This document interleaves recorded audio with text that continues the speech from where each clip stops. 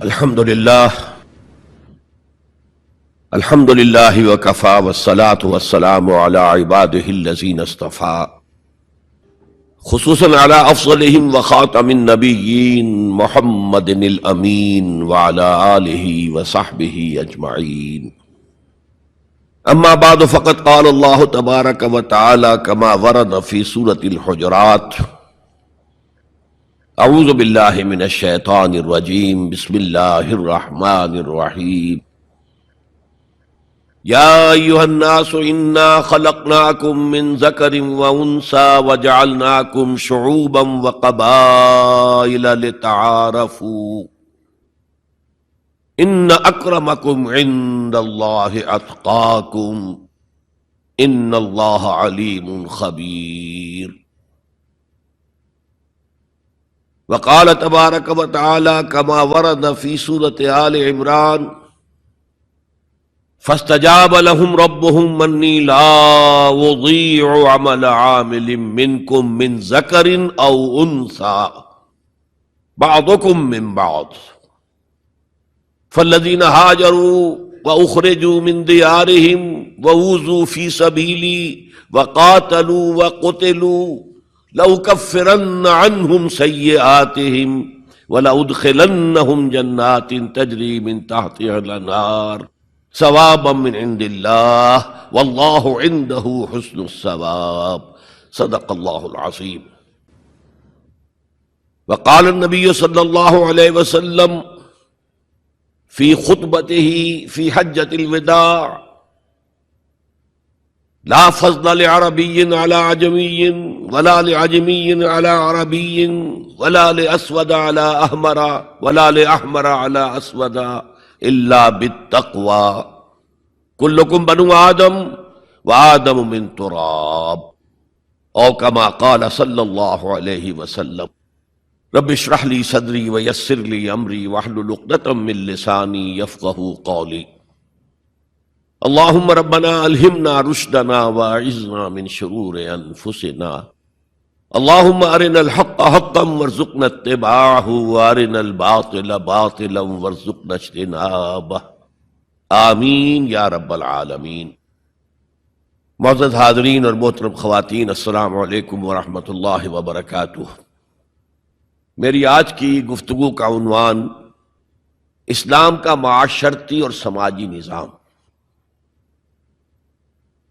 اس ضمن میں سب سے پہلے اس نقطے پر غور کیجئے کہ انسان کی ایک زندگی تو انفرادی ہے اور زندگی کا ایک بہت بڑا حصہ اجتماعی ہے. جیسے جیسے تمدن ترقی کرتا گیا، اجتماعیت کا دائرہ پھیلتا گیا، انفرادیت کا دائرہ سمٹتا گیا. چنانچہ آج کو آپ کو معلوم ہے کہ کوئی ریاست ہے، اس کا دستور ہے، اس کا نظام ہے، تمام شہری اس میں جکڑے ہوئے. اور اب تو پوری دنیا جو ہے وہ ایک شہر کے مانند ہو گئی ہے، اور کہا جا رہا ہے کہ یہ گلوبل ولیج ہے. یہ تو ایک گاؤں کی شکل اختیار کر گیا. یہ جو انسان کا اجتماعی نظام ہے، اس کی 4 سطحیں ہیں. سب سے بنیادی سطح جو ہمیشہ سے ہے، چاہے انسان ابھی غاروں میں رہتا ہو، ابھی کوئی اور اجتماعی نظام کی شکل نہیں تھی، لیکن عائلی نظام، مرد اور عورت کا رشتہ، ان کے درمیان ازدواج اور اس سے اولاد کا پھیلنا، یہ اجتماعیت کی پہلی شکل ہے، جس سے کہ خاندان وجود میں آتے ہیں. اس سے ذرا اوپر چلیے تو خاندانوں کے مجموعے کا نام معاشرہ ہے، سوسائٹی ہے. ایک پہلو پھر اسی اجتماعی نظام کا معاشی نظام ہے. کمائی کے کیا ذریعے صحیح ہیں، کیا غلط ہیں، دولت کا کیا استعمال صحیح ہے، کیا غلط ہے.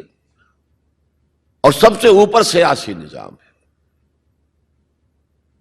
اب اگر آپ اس کو سمجھیں گے کہ ایک جیسے مثلث ہوتی ہے، نیچے بیس ہے، دونوں طرف سے زاویے جو ہیں اس کے دونوں اضلاع جا رہے ہیں، اوپر مل جاتے ہیں، تو سب سے بڑا جو انسان کی زندگی کا اجتماعی حصہ ہے وہ عائلی نظام ہے، پھر معاشرتی نظام ہے، پھر اس سے کمتر حیثیت معاشی نظام، سب سے کم ترین سیاسی نظام۔ میں یہ ساری باتیں کس لیے بتا رہا ہوں کہ قرآن مجید کا ہر طالب علم جانتا ہے کہ عائلی قوانین جس قدر تفصیل سے قرآن مجید میں بحث کی گئی ہے ان کے بارے میں، اس درجے میں معاشی قوانین کا بیان تو نہیں ہوا۔ سیاسی نظام تو کوئی اسلام نے دیا ہی نہیں، چند اصول دیے ہیں، اللہ کی حاکمیت، مسلمانوں کی خلافت، جہاں اللہ اس کے رسول کا کوئی حکم نہ ہو وہاں باہمی مشورے سے معاملہ طے کرنا، تین اصول ہیں، اللہ اللہ خیر صلی اللہ، ان الحکم الا للہ،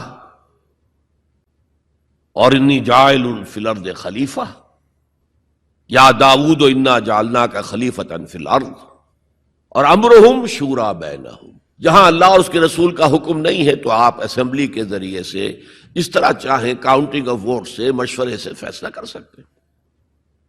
تین اصول ہیں بس، اس پر ریاست جو ہے وہ پارلیمانی ہو، وہ صدارتی ہو، ان میں سے نہ کوئی واجب ہے نہ کوئی حرام ہے، یونٹری ہو، وحدانی، یا فیڈرل ہو یا کانفیڈرل ہو، ان میں سے بھی کوئی چیز نہ واجب نہ فرض نہ حرام، یہ آپ کے اپنی مرضی سے ہے، آپ اپنی باہمی مشورے سے جو لوگ چاہتے ہوں اختیار کر لیں۔ نظام کے بارے میں کوئی سیاسی نظام کا ڈھانچہ ہمیں ایسا نہیں دیا گیا کہ وہ واجب ہے آپ پر، اصول دیے گئے۔ معاشیات کے ضمن میں سود حرام، جوا حرام، نشہ آور چیزوں کی تجارت حرام، انسان کے سفلی جذبات کو، شہوانی جذبات کو بھڑکا کر کمائی کرنا حرام، بس۔ باقی میدان کھلا ہے، محنت کرو، جد و جہد کرو، کماؤ، جو تم کماؤ گے تمہارا ہوگا، البتہ ایک حد سے اوپر جاؤ گے زکوٰۃ لے لی جائے گی تاکہ جو پیچھے رہ گئے ہیں ان کی ضروریات پوری کی جا سکے۔ جہاں آزاد معیشت ہوگی وہ ایسے ہی ہے جیسے کہ آزاد دوڑ ہو رہی ہے۔ اب جب دوڑ میں ظاہر بات ہے کہ آپ اگر تو انہیں رسے سے باندھ دیں گے تب تو نہ کوئی آگے رہا نہ پیچھے رہا، لیکن دوڑ کا فائدہ کیا ہے؟ دوڑ تو یہ ہے کہ ذرا وہ شخص جو تیز دوڑ سکتا ہو وہ نمایاں ہو۔ تو فری اکانومی جہاں بھی ہوگی، کوئی آگے نکل جائیں گے کوئی پیچھے رہ جائیں گے، تو پیچھے والوں کے بھی کچھ حقوق کا لحاظ کیا جائے۔ زکوٰۃ کیا ہے؟ تؤخذ من اغنیائہم ترد الی فقرائہم، ان کے امیروں سے وصول کی جائے گی، ان کے غریبوں کو دے دی جائے گی۔ بس یہی جو ہے اسلام کا معاشی نظام ہے۔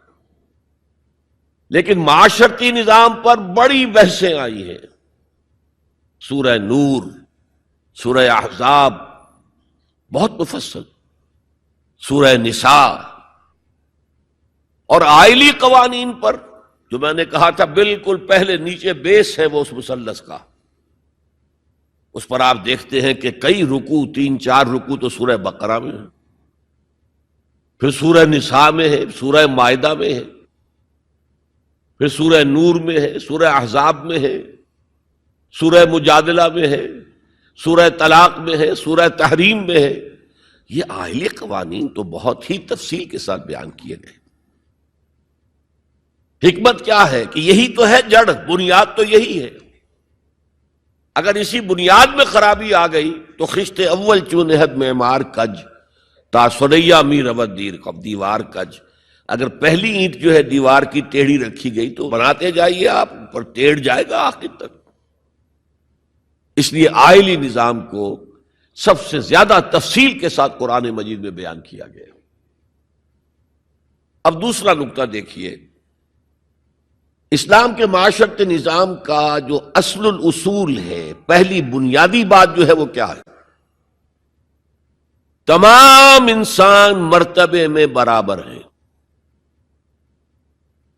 پیدائشی طور پر کوئی انسان افضل نہیں، کوئی ارذل نہیں، کوئی اونچا نہیں، کوئی نیچا نہیں، پیدائشی طور پر اونچ نیچ ہوگی، وہ ہوگی ایکوائرڈ کریکٹرز کی وجہ سے، جو آپ نے حاصل کیا۔ آپ نے علم زیادہ حاصل کیا، آپ کی ایک عزت ہو جائے گی۔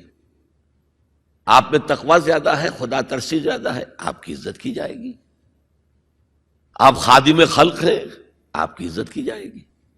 لیکن یہ ساری چیزیں ایکوائرڈ ہیں، بعد میں انسان نے حاصل کی ہیں۔ پیدائشی طور پر کوئی انسان اونچا نہیں، کوئی انسان نیچا نہیں۔ یہ بڑا انقلابی پیغام ہے قرآن کا، اور یہ سمجھیے کہ پورے عالم انسانیت کے لیے، میں ابھی گواہی بھی آپ کے سامنے پیش کروں گا کہ عالم انسانیت میں پہلی مرتبہ یہ پیغام اسلام نے دیا۔ چنانچہ میں نے آیت آپ کو سنائی، یا ایھا الناس یا ایھا الذین آمنوا، نہیں، اے لوگو، انا خلقناکم، ہم نے ہی تم سب کو پیدا کیا، وجعلناکم شعوبا وقبائل، اور تمہیں قوموں میں اور قبیلوں میں تقسیم کر دیا۔ تمہاری رنگتیں مختلف ہیں، تمہارے ناک نقشے مختلف ہیں، تمہاری بولیاں مختلف ہیں۔ جعلناکم شعوبا وقبائل لتعارفوا، یہ صرف تعارف کے لیے ہے، یہ کوئی معیار نہیں ہے کہ یہ بلند ہے وہ کم ہے، فلاں نسل جو ہے اونچی ہے، فلاں نسل نیچی ہے، گورے جو ہیں اونچے ہیں اور کالے جو ہیں نیچے ہیں، یا مرد اونچے ہیں اور عورتیں نیچی ہیں۔ پیدائشی طور پر تمام انسان بالکل مساوی۔ اس اصول پر ہم نے بھی زیادہ غور نہیں کیا ہے۔ آپ جس معاشرے میں ہیں، یہاں پیدائشی طور پر برہمن اونچا ہے، شودر تو نیچا ہے۔ ویسے کوشش ہو رہی ہے، معاشرتی سطح پر کوشش ہو رہی ہے، قانونی سطح پر کوشش ہو رہی ہے کہ ان تصورات کو ختم کیا جائے۔ چنانچہ سب سے بڑھ کر یہ کوششیں امریکن سوسائٹی میں ہوئی ہیں۔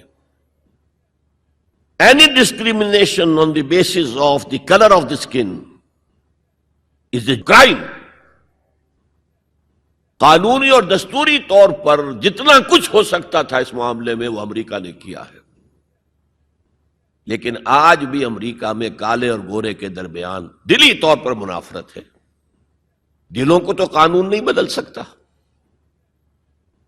قانون تو آپ کے ظاہر پر حکمرانی کر سکتا ہے، اور میں سمجھتا ہوں کہ یہ کریڈٹ دیا جانا چاہیے، انہوں نے غلامی کے خاتمے کے لیے جنگ لڑی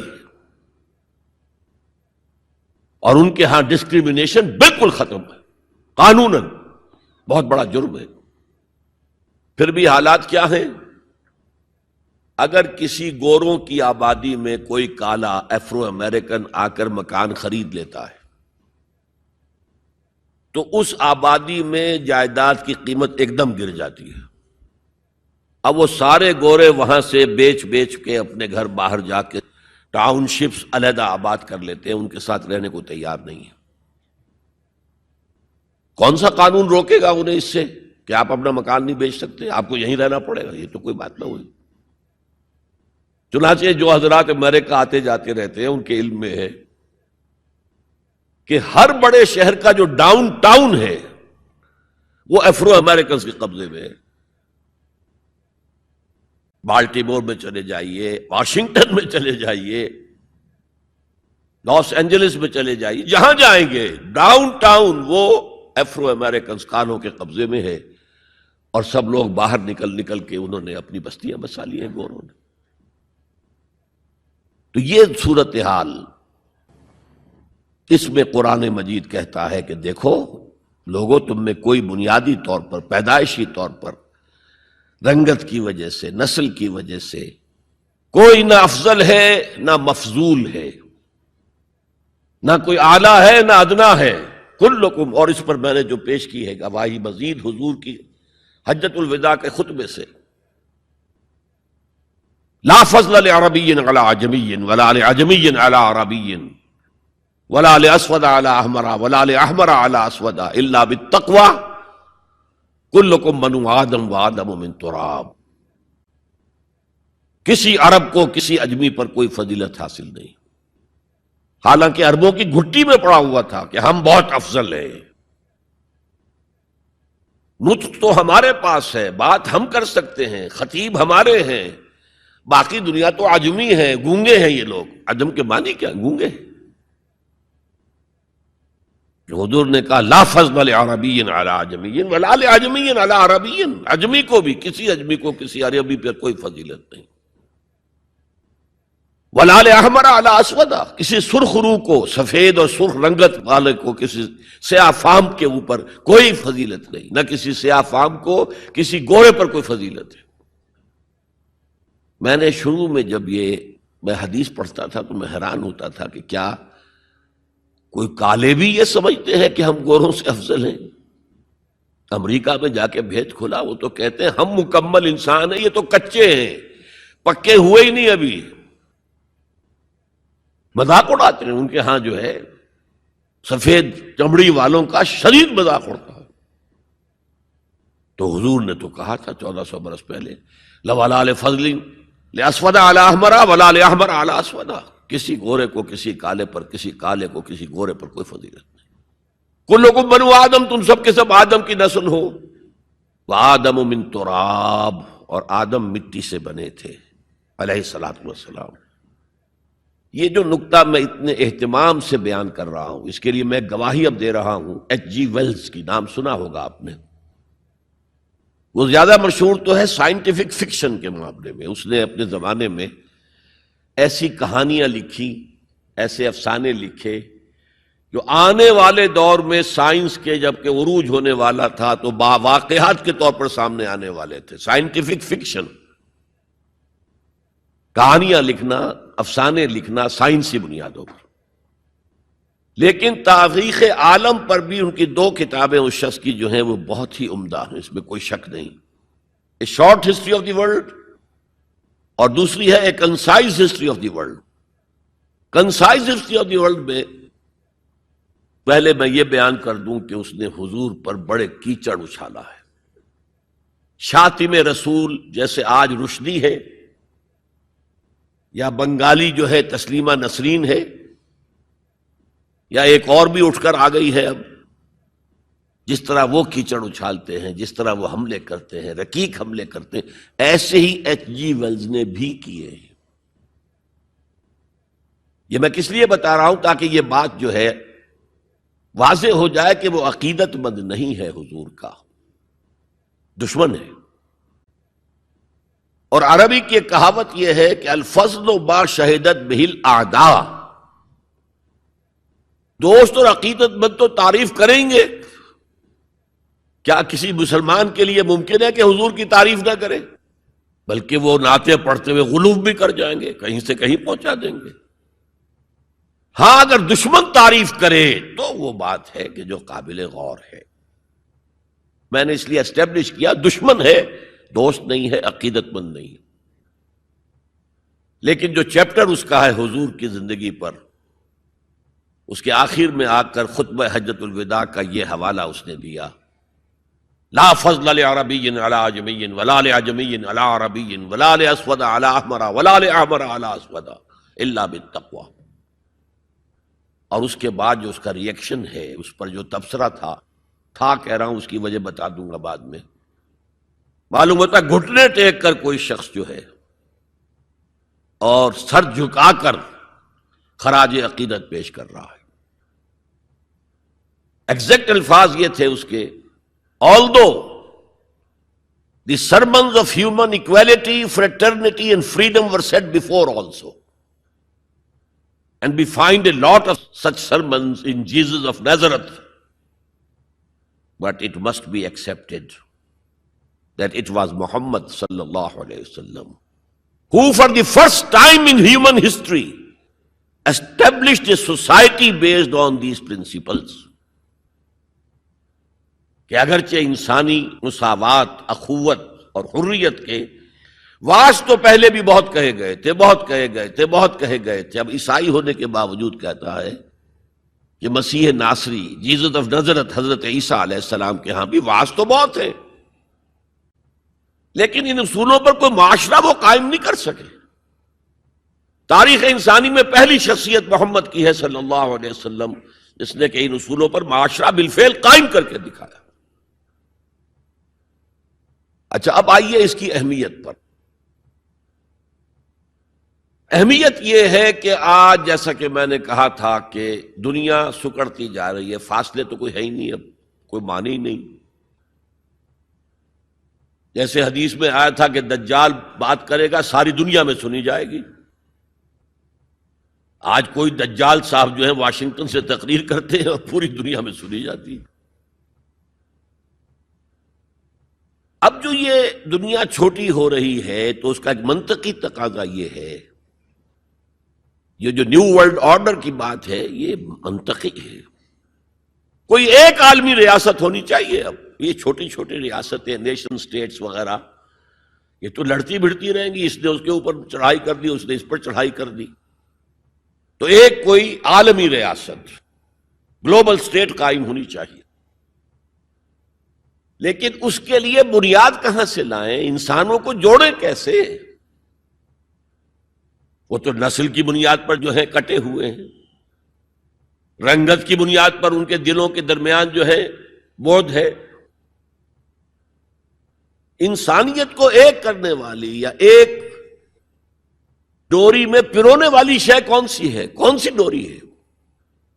دیکھیے، انہی حالات کا تقاضا تھا، لیگ آف نیشنز قائم ہوئی تھی، لیکن چونکہ سارے فاصلے جو ہے خارج میں کم ہوئے ہیں، دلوں کے فاصلے جو کہ تو برقرار ہیں، ناکام ہو گئی، ختم ہو گئی۔ اقبال نے اس کی موت کی پیشن گوئی کی تھی، بیچاری کئی روز سے دم توڑ رہی ہے، ڈر ہے خبر بد نہ میرے منہ سے نکل جائے، تقدیر تو مبرم نظر آتی ہے وہ لیکن پیران کلیسا کی دعا ہے کہ یہ ٹل جائے، کسی طرح لیگ آف نیشنز باقی رہ جائے۔ ختم ہو گئی، اب یونائٹڈ نیشنز ہے، بالفعل ختم ہو چکی ہے، سپر پاورز کے مفادات کے تحت۔ اور اب تو وہ سپر پاورز بھی دو نہیں رہی، سپریم پاور جو ہے وہ یونائٹڈ نیشنز کی اکثریت روکنا چاہے وہ نہیں رکتی۔ عراق پر حملے کے معاملے میں کون ساتھ تھا ان کے؟ بائی پاس کیا، دفاع ہو جاؤ، ہمیں کوئی حیثیت زبریت نہیں تمہاری۔ تو یہ بھی دم توڑ رہی ہے، یونائٹڈ نیشنز کا وجود کیا رہ جائے گا؟ بیچاری کئی روز سے دم توڑ رہی ہے۔ یہ عراق پر حملے کے ساتھ جو ہے اس کا دم جو ہے عالم نزاع شروع ہو چکا ہے۔ ڈر ہے خبر بد نہ میرے منہ سے نکل جائے، تقدیر تو مبرم نظر آتی ہے، تو اٹل نظر آتا ہے کہ یہ فیل ہو جائے گا، ادارہ ختم ہو جائے گا۔ پیران کلیسا کی دعا ہے کہ یہ ٹل جائے، وہاں دعائیں ہو رہی ہیں کہ ابھی یہ برقرار رہے۔ اس پس منظر میں قرآن دو بنیادیں دیتا ہے کہ جو تمام انسانوں کو جوڑنے والی ہیں، ایک وحدت الہ، وحدت خالق، تم سب کا خالق ایک ہی ہے، اللہ۔ اب ایوولوشن کی تھیوری ماننے والے کیسے مانیں گے کہ کوئی ایک اللہ ہے، کوئی ایک خالق ہے؟ تو نہیں مان سکتے۔ نمبر دو، تم سب ایک ہی جوڑے کی اولاد ہو، یا ایھا الناس انا خلقناکم، اے تمام انسانوں ہم نے تم سب کو پیدا کیا۔ وحدت خالق، وحدت الہ، اس پر سب جڑ جائیں گے آپس میں، ہندی ہو، چینی ہو، پاکستانی ہو، ایرانی ہو، امریکی ہو، کالے ہو، گورے ہو، پیلے ہو، سب اللہ کی مخلوق۔ اگر دل میں اللہ پر یقین ہے تو یہ پھر سارے جو فرق ہیں ایویپوریٹ ہو جائیں گے۔ ایک کالے حبشی کو جس کے گھنگریاں والے بال تھے، ہونٹ موٹے موٹے تھے، شین ادا نہیں کر سکتا تھا، اشہدو نہیں کہہ سکتا تھا، اشہدو کہتا تھا، بلال۔ اور حضرت عمر فاروق جو اسلام سے پہلے بڑے نیشنلسٹ تھے، اپنی قرشیت پر فخر، اپنے خاندان پر فخر، اور وہ عمر فاروق جبکہ وہ خلیفہ تھے حضرت بلال کا نام نہیں لیتے تھے سیدنا کے بغیر، سیدنا بلال، سیدنا بلال، سیدنا بلال۔ حضرت ابو بکر کے بارے میں فرماتے ہیں ابو بکر سیدنا وآتق سیدنا، ابو بکر خود بھی ہمارے سردار ہیں، انہوں نے ہمارے سردار کو آزاد کرایا تھا خرید کر۔ تو یہ فرق تو جب تک کہ آپ اللہ پر ایمان نہ رکھتے ہوں تو کوئی بنیاد ہی نہیں ہے. ہمارے اور ان کے درمیان کیا بنیاد ہے؟ پتہ نہیں کون سے قسم کے بندروں کی اولاد جو ہے ہندوستان میں بس رہی ہے اور کون سے قسم کے شمپینزیز کی اولاد جو ہے وہ کہیں اور بس رہی ہے. ان کا تو کوئی رشتہ آپس میں ہے ہی نہیں. پھر یہ کہ وحدت آدم و حوا، انا خلقناکم، نمبر 1 من ذکر و انثی، ایک مرد اور ایک عورت سے پیدا کیا. تو ایک تو اخوت دینی ہے، اخوت اسلامی ہے، وہ تو بڑی اونچی بات ہے. اخوت انسانی، تمام انسان. اب آپ فرمائیے حضرت حوا کے رحم پر جا کر تمام انسان ایک نہیں ہو جائیں گے؟ والدہ کے رحم کے اعتبار سے بہن بھائی جو ہیں وہ بھائی بھائی اور بہنیں ہیں. دادی کے اس پر جائیے تو وہ ایک بڑا کنبہ وجود میں آ جائے گا. چچا تائے کی ساری اولاد اس میں مل جائے گی، اور اسی طریقے سے خالاؤں کی اور پھپھیوں کی اولاد شامل ہو جائے گی. اس سے آگے جائیے، اس سے آگے جائیے، سب جا کر آدم اور حوا پر جمع ہو جائے گی.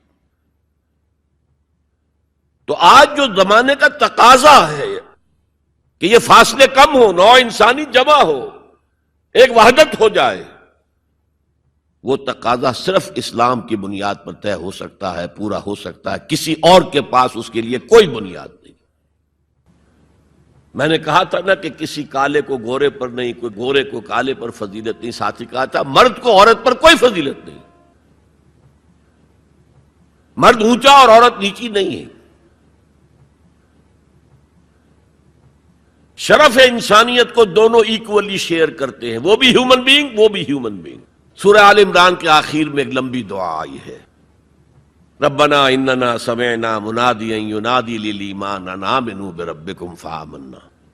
اے رب ہمارے، ہم نے ایک پکارنے والے کی پکار کو سنا کہ وہ ایمان کی صدا لگا رہا ہے، ایمان کی ندا لگا رہا ہے صلی اللہ علیہ وسلم کہ اپنے رب پر ایمان لاؤ. تو ہم ایمان لے آئے. ربنا فاغفر لنا ذنوبنا وکفر عنا سیئاتنا. تو پروردگار ہمارے گناہ بخش دے اور ہم سے ہماری برائیوں کو دور کر دے. وتوفنا مع الابرار، اور اپنے نیکوکار بندوں کے ساتھ ہمارا خاتمہ کیجو. ربنا وآتنا ما وعدتنا علی رسولک، اور پروردگار ہمیں وہ سب کچھ دیجو جس کا وعدہ تو نے اپنے رسولوں کے ذریعے کیا ہے. آپ نے فرمایا جنت اور یہ نعمتیں ہوں گی، ہمیں وہ سب کچھ دیجو. انک لا تخلف المیعاد، تو اپنے وعدے سے ہٹنے والا نہیں ہے. ہمیں یہ اندیشہ نہیں ہے. اندیشہ ہے تو یہ کہ ہم ان وعدوں کا مصداق ثابت ہو سکے یا نہ ہو سکے. تو اپنے فضل کرم سے ان کا مصداق ہمیں بنا دے. اب اس کا جواب سنیے. فاستجاب لهم ربهم انی لا اضیع عمل عامل منکم. ان کے رب نے ان کی دعا کو قبول کیا اور فرمایا میں تم میں سے کسی عمل کرنے والے کے کسی عمل کو ضائع کرنے والا نہیں ہوں. من ذکر او انثی، خواہ وہ مرد ہو خواہ عورت. بعضکم من بعض، تم ایک دوسرے ہی میں سے ہو نا. ایک ہی باپ کے نطفے سے بیٹا بھی ہے بیٹی بھی ہے. ایک ہی ماں کے رحم میں پرورش پائی ہے بیٹے نے بھی بیٹی نے. تو اونچ نیچ کہاں سے آ جائے گی؟ کدھر سے آ جائے گی؟ بعضکم من بعض، ایک دوسرے میں سے ہو.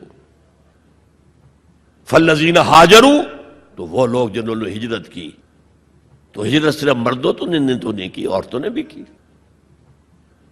وَأُخْرِجُوا مِن دِيَارِهِمْ، جو اپنے گھروں سے نکالے گئے ان میں مرد بھی تھے عورتیں بھی تھیں. وَأُوذُوا فِي سَبِيلِي، اور جنہیں میری راہ میں ایذا پہنچائی گئی ان میں مرد بھی تھے عورتیں بھی تھیں. پہلے شہید ہونے والے 2 میاں بیوی، ایک جوڑا، حضرت یاسر رضی اللہ تعالی عنہ اور حضرت سمیہ ان کی اہلیہ رضی اللہ تعالی عنہ. شدید ترین ٹارچر کیا ابو جہل نے اور پھر شہید کر دیا.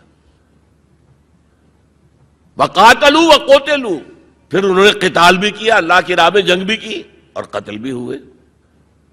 تو ان تمام کاموں کے اندر مرد اور عورت شریک رہے. قتال سے میں نے عرض کیا تھا کہ فرضیت اس کی جو ہے وہ خواتین پر نہیں ہے. اس کے باوجود خواتین نے حصہ لیا، جاتی تھی، مرہم پٹی ان کے ذمے، آخر جنگ میں زخمی ہوں گے آئیں گے. کوئی مرد اس میں لگیں گے تو وہ ورکنگ جو ہماری طاقت ہے وہ کم ہوگی. پھر یہ کہ آخر خوراک کا بندوبست تو کرنا ہے، کھانے کا جو ہے راشن کا وہ کرتے تھے. تو یہ سب کے سب برابر کے شریک ہیں. سنیے دوبارہ الفاظ، فَاسْتَجَابَ لَهُمْ رَبُّهُمْ أَنِّي لَا أُضِيعُ عَمَلَ عَامِلٍ مِّنكُم مِّن ذَكَرٍ أَوْ أُنثَىٰ بَعْضُكُم مِّن بَعْضٍ فَالَّذِينَ هَاجَرُوا وَأُخْرِجُوا مِن دِيَارِهِمْ وَأُوذُوا فِي سَبِيلِي وَقَاتَلُوا وَقُتِلُوا لَأُكَفِّرَنَّ عَنْهُمْ سَيِّئَاتِهِمْ، میں لازماً دور کر دوں گا ان سے ان کی برائیوں کو. وَلَأُدْخِلَنَّهُمْ جَنَّاتٍ تَجْرِي مِن تَحْتِهَا الْأَنْهَارُ، اور انہیں لازماً داخل کروں گا ان باغات میں کہ جن کے دامن میں ندیاں بہتی ہوں گی. ثوابا من عند اللہ، یہ بدلہ ہوگا اللہ کے پاس سے. واللہ عندہ حسن الثواب، اور یقیناً بہترین بدلہ تو اللہ ہی کے پاس ہے.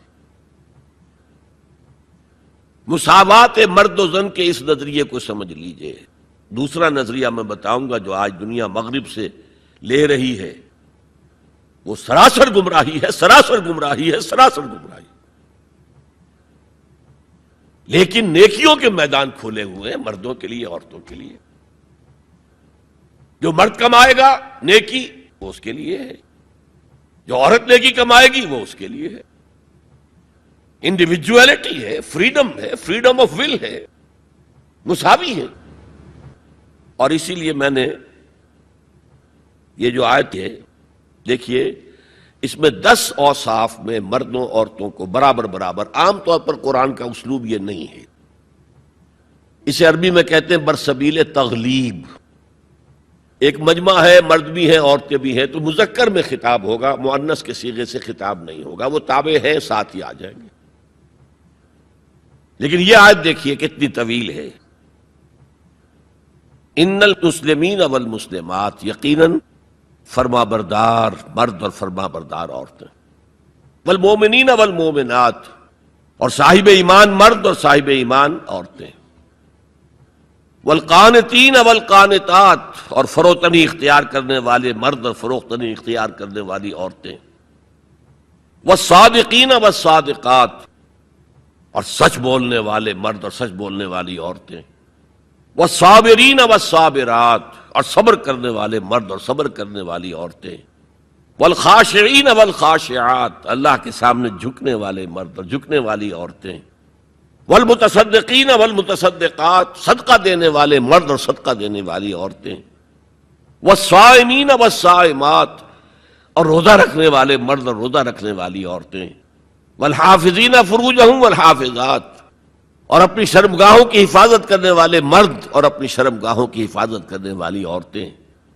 والذاکرین اللہ کثیرا والذاکرات، اور کثرت سے اللہ کا ذکر کرنے والے مرد اور کثرت سے اللہ کا ذکر کرنے والی عورتیں. اعد اللہ لہم مغفرۃ واجرا عظیما، اللہ تعالیٰ نے ان سب کے لیے تیار کیا ہوا ہے. اعد اللہ لہم مغفرۃ، ایک تو مغفرت انہیں ملے گی اور اجر عظیم ملے گا.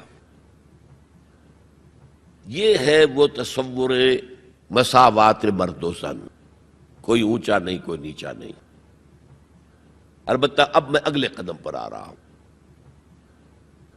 ابھی تک تو افراد کی بات ہو رہی ہے، اب وہ ایک مرد اور ایک عورت شادی کرتے ہیں. یہاں آپ کو سمجھ لینا چاہیے اب وہ برابر نہیں رہے، اس لیے کہ گھر بنانا ہے، خاندان کی بنا ڈالنی ہے، ایک ادارہ ہے، انسٹیٹیوشن آف فیملی ہے، اور کسی انسٹیٹیوشن کے 2 برابر کا اختیار رکھنے والے سربراہ نہیں ہو سکتے. آئی جی 1 ہوگا، ڈی آئی جی 4 ہوں، 5 ہوں، 6 ہوں. کوئی فرم ہے، مینیجنگ ڈائریکٹر 1 ہوگا، آپ 100 ڈائریکٹر رکھ لیں. مینیجنگ ڈائریکٹر 2 نہیں ہو سکتے، کوئی کاروبار چل ہی نہیں سکتا. تو گھر کا ادارہ تو برباد ہو جائے گا اگر آپ نے برابر کر دیا دونوں کے اختیارات کو. آج اس کا مزہ چکھ رہا ہے یورپ اور ویسٹ اور امریکہ. خاندانی نظام ٹوٹ گیا. آج وہ شادی کرتے ہی نہیں، مرد شادی نہیں کرتے. کیوں کریں؟ قانون آپ نے یہ بنا دیا ہے کہ آپ نے آج شادی کی اور 1 مہینے کے بعد آپ اپنی بیوی کو طلاق دیں تو اپنی پوری دولت کا نصف دینا پڑے گا اسے. وہ کہتے ہیں ہم نہیں کرتے یہ. لیکن عورت کی تو ضرورت ہے نا، مرد کی ضرورت عورت ہے، لیکن عورت کی ضرورت بھی تو ہے مرد. مرد کہتا ہے آؤ میرے ساتھ رہو، کھاؤ پیو، میں شادی نہیں کروں گا. وہ یہ کہتے ہیں وی آر لیونگ ٹوگیدر، بس we are not married, we are living together. بچے بھی ہو رہے ہیں. یہ کلنٹن کا 3-4 سال پہلے صدر تھا وہ، تو اس کا جو آیا تھا state of the union address, سال میں 1 دفعہ وہاں کا صدر دیتا ہے، پوری قوم کو خطاب کرتا ہے.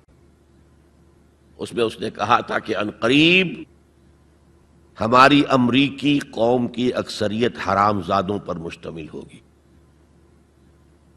اس کے الفاظ حرام زادہ نہیں، اس نے کہا باسٹرڈ نہیں کہا. کیا کہا؟ Born without any wedlock, ماں باپ کے درمیان کوئی شادی کا بندھن ہے ہی نہیں اور بچے پیدا ہو رہے ہیں. یہی تو حرامی کہلاتے ہیں ہمارے ہاں. حرام زادہ کسے کہتے؟ اور یہودیوں نے حضرت مسیح کو کیوں کہا حرام زادہ؟ ان کا کہنا یہ ہے، جھوٹ ہے، بکواس ہے، لیکن کہنا یہ ہے کہ حضرت مریم سلام علیہا کا رشتہ تو ہو گیا تھا، نجار یوسف نجار ایک بڑھئی تھا، اس سے رشتہ ہو گیا تھا، لیکن ابھی وداعی نہیں ہوئی تھی کہ انہوں نے تعلق زن و شوق قائم کر لیا، تو یہ تو حرام کام ہوا، زنا ہوا، تو ولد الزنا ہے. بہرحال خاندان کا ادارہ تلپٹ ہو کر رہ گیا ہے. بنیادی طور پر اس کے لیے آئلی قوانین جو قرآن نے دیے. میں نے بارہا کہا کہ میں مسلمانہ نے بھارت کو سلام کرتا. انہوں نے اپنی آئلی قوانین میں آج تک کوئی دخل اندازی نہیں ہونے دی، جبکہ ہمارا حال یہ ہے کہ 1962 میں ایک ڈکٹیٹر، خود ساختہ فیلڈ مارشل، اس نے آئلی قوانین کا آرڈیننس نافذ کیا، جس کو سب نے کہا، شیعہ، سنی، دیوبندی، بریلوی، اہل حدیث، جماعت اسلامی، سب نے کہا یہ غلط ہے اسلام کی روح سے، لیکن کوئی تحریک نہیں چلائی. جان تو کیا دینی تھی، کسی کے نکسیر تک نہیں پھوٹی. وہ آرڈیننس سے قانون بن گیا،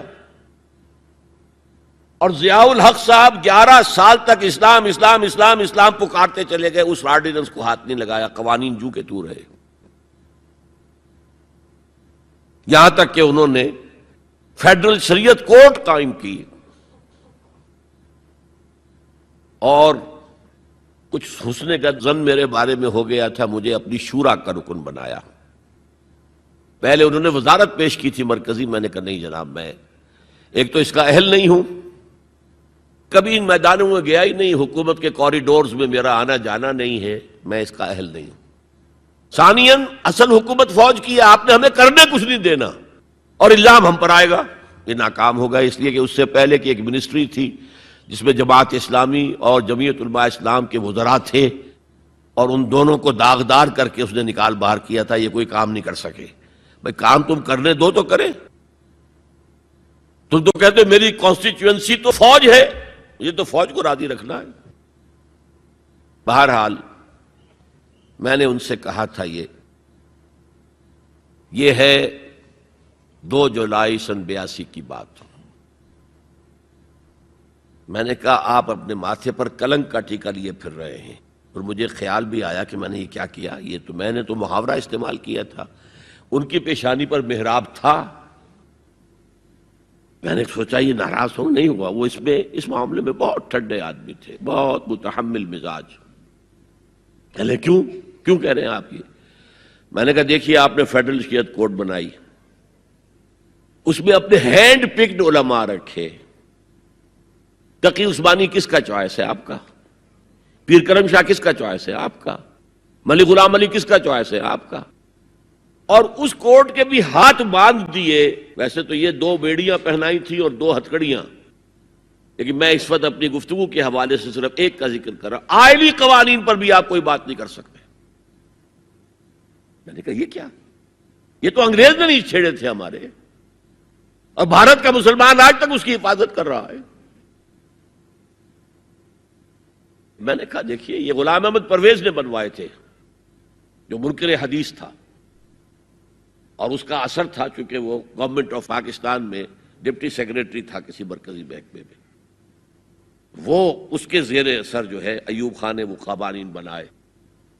اور میں نے کہا ضیاء الحق سے کہ وہ بھی زندہ ہے، ابھی زندہ تھے وہ عدالت میں آئے ثابت کر دیں کہ کتاب و سنت کے خلاف کوئی چیز اس میں نہیں ہے، میں خوش، میرا خدا خوش۔ میں یہ تو نہیں کہتا کہ جو میں کہوں وہ آپ کریں، لیکن آپ نے عدالت کے ہاتھ کیوں بند کیے؟ کہنے لگے کہ پھر ان خواتین کو کون مطمئن کرے گا؟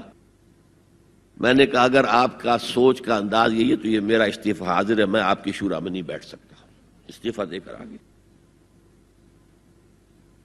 میں جو حوالے سے بات کر رہا تھا وہ یہ کہ جب یہاں وہ ایجیٹیشن ہوا ہے، اور میں دلی میں تھا اور میں نے انگریزی اخبار میں فوٹو دیکھا تھا کہ جس قدر عظیم ایک جلسہ بمبئی میں ہوا تھا، کیپشن یہ تھا اخبار میں، اے میمتھ گیدرنگ آف بامبے مسلمز، میمتھ، اور اس میں ظاہر بات ہے ایجیٹیشن کے اندر جانیں بھی دینی پڑی، سب کچھ ہوا۔ پھر حکومت نے گھٹنے ٹیک دیے کہ نہیں؟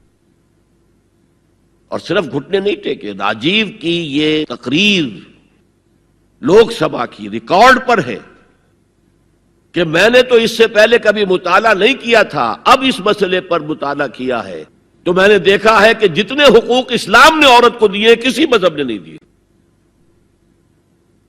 یہ بات ہے جو اسے ماننی پڑی،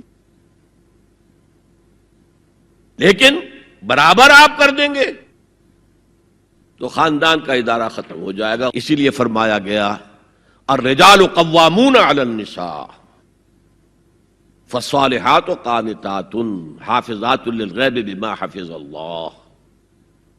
مرد حاکم ہیں عورتوں پر، نیک بیویاں وہ ہیں جو اپنے شوہروں کی اطاعت کرتی ہیں۔ ظاہر بات ہے کہ کوئی رائے ہے، اختلاف رائے ہو گیا ہے شوہر اور بیوی میں، بیوی دلیل سے سمجھا لے، اپیل سے سمجھا لے، جس طرح بھی سمجھا لے، منوا لے، ٹھیک ہے، اور نہیں تو اسے شوہر کی بات ماننی پڑے گی۔ فالصالحات قانتات، وہی لفظ جو ابھی آپ نے پڑھا، قانتین بالقانتات، فرما بردار مرد اور فرما بردار عورتیں۔ تو نیک بیویاں تو وہ ہیں جو اپنے شوہروں کی اطاعت گزار ہیں، اس سے وہ بانڈ جو ہے مضبوط رہتا ہے۔ پھر اسلام نے اتنا منصفانہ نظام کیا ہے قائم۔ میں نے آپ کے سامنے اقبال کا ایک مصرع پڑھا تھا، وہ جو ابلیس نے کہا کہ عصر حاضر کے تقاضاؤں سے ہے لیکن یہ خوف ہو نہ جائے آشکارا شر پیغمبر کہیں۔ زمانے کا تقاضا، یہ زمانہ ادھر جا رہا ہے، مجھے خطرہ ہے اسلام آئے گا، جو آج بش کو خطرہ ہے، آئے گا، چاہے اس سے پہلے لاکھوں مسلمان قتل ہو جائیں، چاہے اس سے پہلے کروڑوں مسلمان قتل ہو جائیں۔ تاتاریوں کے ہاتھوں بھی کروڑوں قتل ہوئے تھے، لیکن پھر تاتاریوں نے مسلمانوں کو فتح کیا تھا، اسلام نے تاتاریوں کو فتح کر لیا۔ ہے عیاں فتنہ تاتار کے افسانے سے، پاسماں مل گئے کعبے کو صنم خانے سے۔ ہو سکتا ہے اب بھی ایسا ہو جائے، تو وہ ڈرتے ہیں کہ یہ نظام آئے گا، اس لیے اتنے خوف زدہ ہیں۔ جب اللہ نے مرد کو بنایا طاقتور زیادہ، اور عورت کا حسن یہ ہے کہ وہ نازک ہو۔ وہ کبھی کوئی حمیدہ پہلوان ہوتی تھی بھارت میں ایک، اس نے جو کہا تھا کہ میں اس سے شادی کروں گی جو مجھے پچھاڑ لے۔ میں کون پچھاڑے گا اس کو، خود ہی پچھاڑ جائیں گے وہ۔ تو عورت کا حسن تو نزاکت میں ہے، لہذا بھاری بوجھ اس پر نہیں ڈالے۔ ملک کا ڈیفنس مردوں کا ذمہ داری ہے، نان نفقے کی فراہمی مردوں کی ذمہ داری، عورت کی نہیں ہے۔ عورت کا کام ہے گھر میں رہے، شوہر کے لیے اچھا ماحول پیدا کرے. اب اگر دن بھر 8 گھنٹے عورت بھی کام کر کے آئی ہے، کسی باس نے بھی جھڑک دیا ہوگا، کچھ اور ہوگا، تھکی تھکائی اور طبیعت تقدر لے کر آئی ہے، مرد کا بھی یہی حشر ہے، گھر میں جائیں گے تو کیا ہوگا؟ لڑیں گے. لیکن گھر میں رہی ہو عورت، پھر بچے آ جاتے ہیں، 1 بجے آ گئے، ماں باپ دونوں آئیں گے شام کو 6 بجے، 7 بجے، 8 بجے.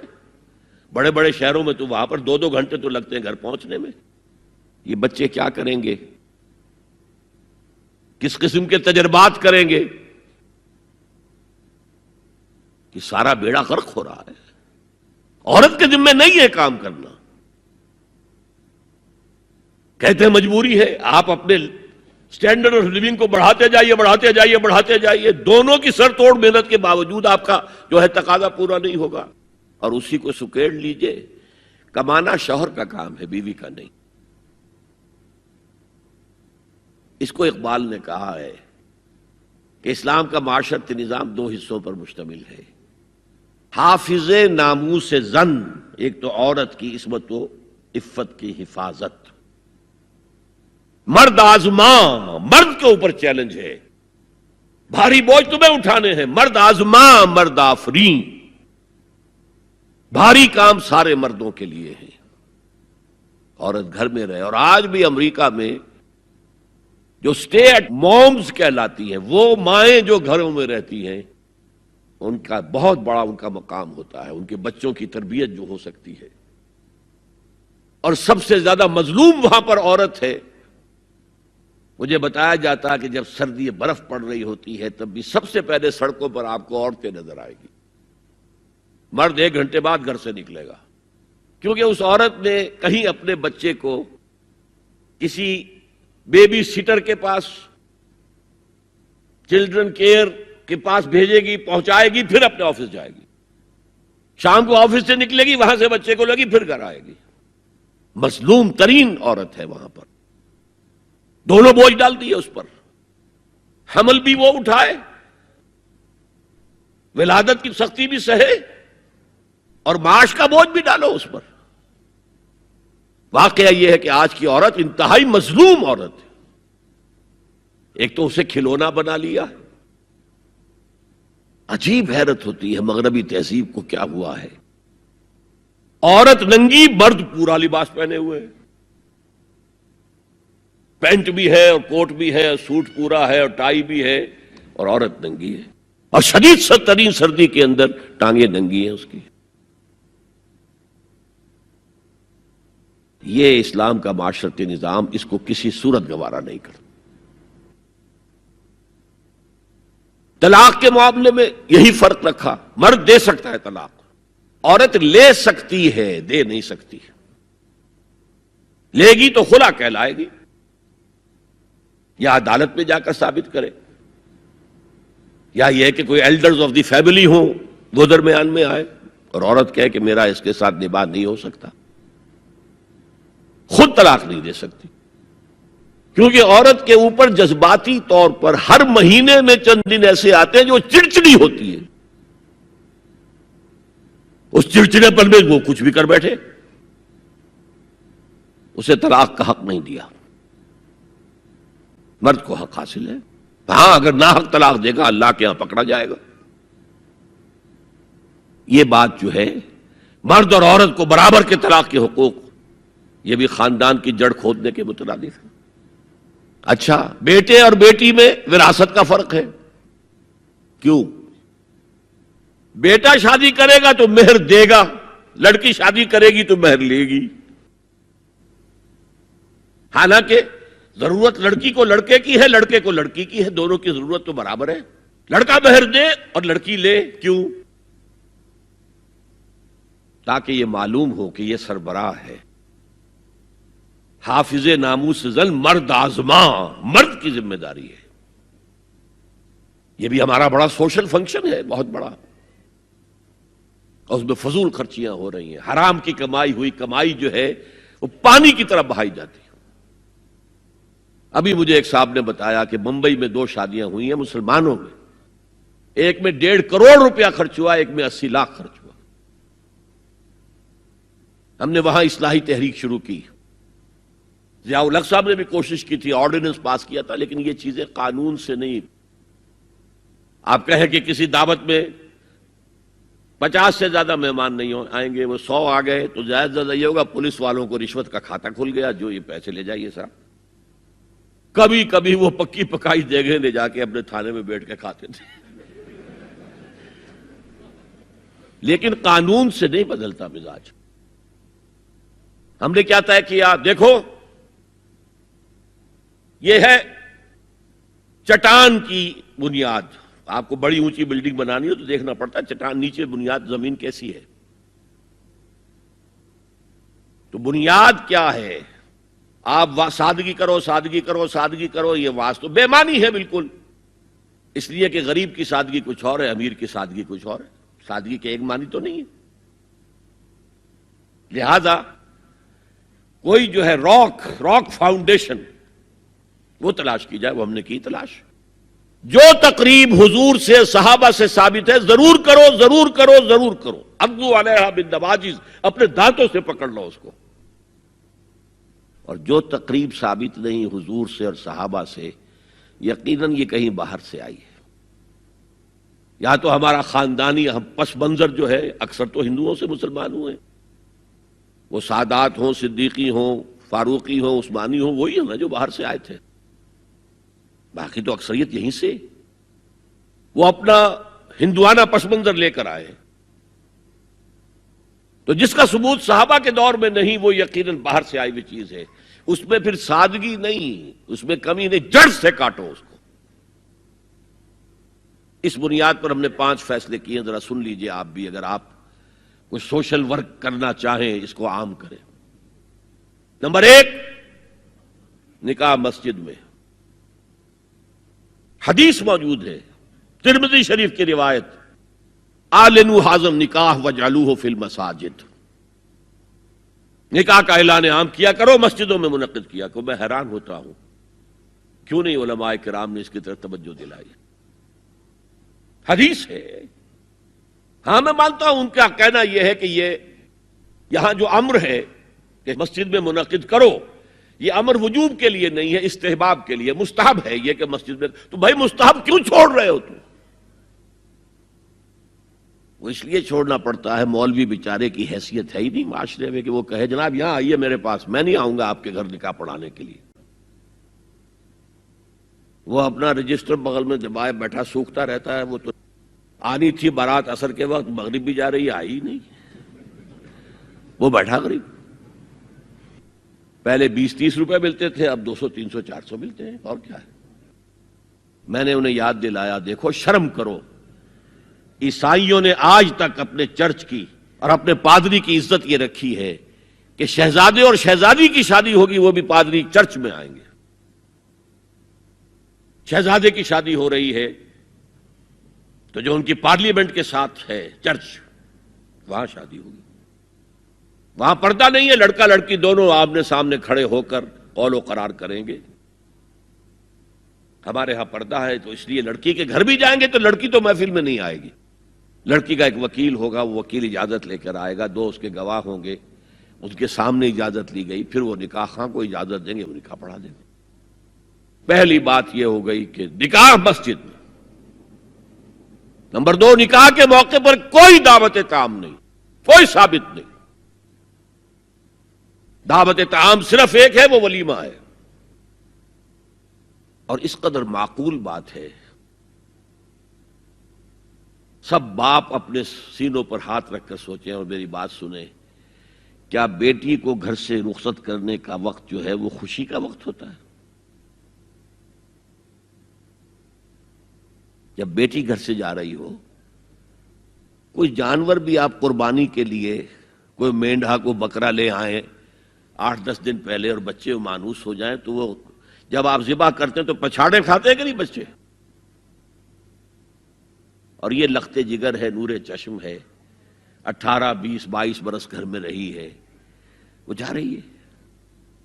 خوشی نہیں ہے وہاں، صرف یہ ہوتا ہے اے سائی آف ریلیف کہ ایک ذمہ داری کا بوجھ تھا، اللہ نے آج پورا کرا دیا، اتروا دیا بوجھ. پھر بھی اندیشہ ہوتا ہے، پتہ نہیں مزاج ملے نہ ملے. نئے ماحول میں جا رہی ہے، وہاں جا کر ایڈجسٹ ہو یا نہ ہو، اندیشے پھر بھی ہوتے ہیں ذہن کے اندر۔ تو ان سے مرغ پلاؤ کھانا اور متنجن کھانا کوئی معقول بات نہیں ہے۔ معقول بات کیا ہے؟ لڑکا، اس کا گھر آباد ہوا ہے، وہ ولیمہ کرے، اس پر باقاعدہ احادیث اولبو ولو بشاتن، ولیمہ ضرور کرو چاہے ایک ہی بکری ہو تمہارے پاس، ذبح کرو، کاٹو، کھلاؤ گوشت اپنے دوستوں کو، احباب کو۔ یہاں تک کہا کہ بیس طعام طعام الولیمہ، برا کھانا ہے ولیمے کا کہ اس میں غریبوں کو نہیں بلایا جاتا۔ ظاہر بات ہے، مسلی کھلانے کے لیے تو ولیمہ نہیں ہوتا، اپنے احباب کو، دوستوں کو بلایا جاتا ہے۔ پھر بھی میں تم سے کہتا ہوں کہ جسے ولیمے کے لیے بلایا جائے وہ اگر نہیں جائے گا تو اللہ اور اس کے رسول کے حکم کی نافرمانی کرے۔ تو جس رسول نے اتنی تفصیل سے حکم دیا ہو ایک دعوت کا، وہ دوسری دعوت میں بھی خیر ہوتا میں بیان کرتا۔ جب نکاح مسجد میں اور کوئی دعوت طعام نہیں تو بارات کا تصور، خلاص۔ بارات کس بلا کا نام ہے؟ قرآن میں تو کوئی ذکر ہی نہیں، عربی میں یہ لفظ ہی نہیں۔ اجتماع طرفین مسجد میں ہوا، نکاح ہوا، لڑکی کو، حضرت فاطمہ کو رضی اللہ تعالی عنہا، کچھ خواتین جا کر چھوڑ آئی تھی اس حجرے میں جو ایک انصاری صحابی نے حضرت علی کو دیا تھا۔ ان کا تو کوئی گھر بھی نہیں تھا، کوئی حضرت علی آئے ہوں اور آ کر وداع کرا کے لے کے گئے ہوں، کچھ بھی نہیں۔ چوتھی چیز، جہیز کا کوئی تصور اسلام میں نہیں، خالص ہندوانہ رسم، خالص ہندوانہ رسم، خالص ہندوانہ رسم۔ ہندوؤں میں کیوں ہے؟ وہ اس لیے ہے، معقول بات ہے کہ لڑکی کا وراثت میں کوئی حصہ ہے ہی نہیں، وہ تو جب گھر سے نکل رہی ہے کچھ دے دلا کے رخصت کر دو، دان دہیج، یہ خیرات ہے، لڑکی کا حق کوئی نہیں ہے گھر پر۔ اسلام میں تو لڑکی وارث ہے، والد فوت ہوں گے وراثت تقسیم ہوگی، والدہ فوت ہوں گی کوئی ان کی ہے ملکیت وہ تقسیم ہوگی۔ شادی کے موقع پر کوئی جہیز اسلام میں نہیں، قطعاً نہیں۔ غلطی سے حضرت فاطمہ کے جہیز کو جہیز کہہ دیا گیا، وہ جہیز کیا تھا؟ ایک پیسہ بھی حضور کے اپنی جیب سے نہیں تھا۔ اس شادی میں خاص بات کیا تھی کہ دولہا کے ولی بھی حضور ہی ہے، اور کون ہے؟ علی کا کون تھا مدینے میں؟ اور دلہن کے والد بھی حضور ہیں۔ اب حضور پوچھتے ہیں حضرت علی سے، تمہارے پاس مہر دینے کے لیے کچھ ہے؟ عرض کیا میرے پاس تو کچھ نہیں ہے۔ وہ فقراء صحابہ میں سے تھے۔ فرمایا مہر تو دینا ہے، تمہارے پاس ایک زرہ ہوتی تھی؟ جی ہاں زرہ تو ہے۔ انہوں نے یہ سمجھا زرہ تو جہاد کے لیے ہے، کوئی وہ دولت تو نہیں ہے۔ فرمایا جاؤ اسے بیچو یا گروی رکھ کے قرض لے کر آؤ۔ وہ گئے، حضرت عثمان نے خرید لی، اور کچھ دنوں کے بعد واپس کر دی ہدیتاً، یہ زرہ میں ہدیہ آپ کو کر رہا ہوں۔ اس وقت اگر کہتے چھوڑو علی، کہاں تو لو میں پیسے دے دیتا ہوں تمہیں، تو ان کی طبیعت پر بار ہوتا۔ اس پیسے سے حضور نے کچھ پیسے گھر بھیجے اندر، دلہن کو ذرا تیار کر دو، اور کچھ پیسوں سے وہ ایک گدا جس میں کھجور کی کھال بھری ہوئی تھی، اور 2 تکیے جس میں کھجور کی کھال بھری ہوئی تھی، ایک مشکیزہ، کنویں سے پانی تو لانا ہی ہے نا، ایک چکی، جو ہو یا گیہوں ہو پیسنا تو ہے نا، کوئی 1-2 برتن اور، اللہ اللہ خیر صلی اللہ، یہ تھا جسے جہیز کہتے ہیں، جس میں ایک پیسہ بھی حضور کا شامل نہیں ہے۔ وہ حضرت فاطمہ کا مہر تھا جسے بنایا گیا،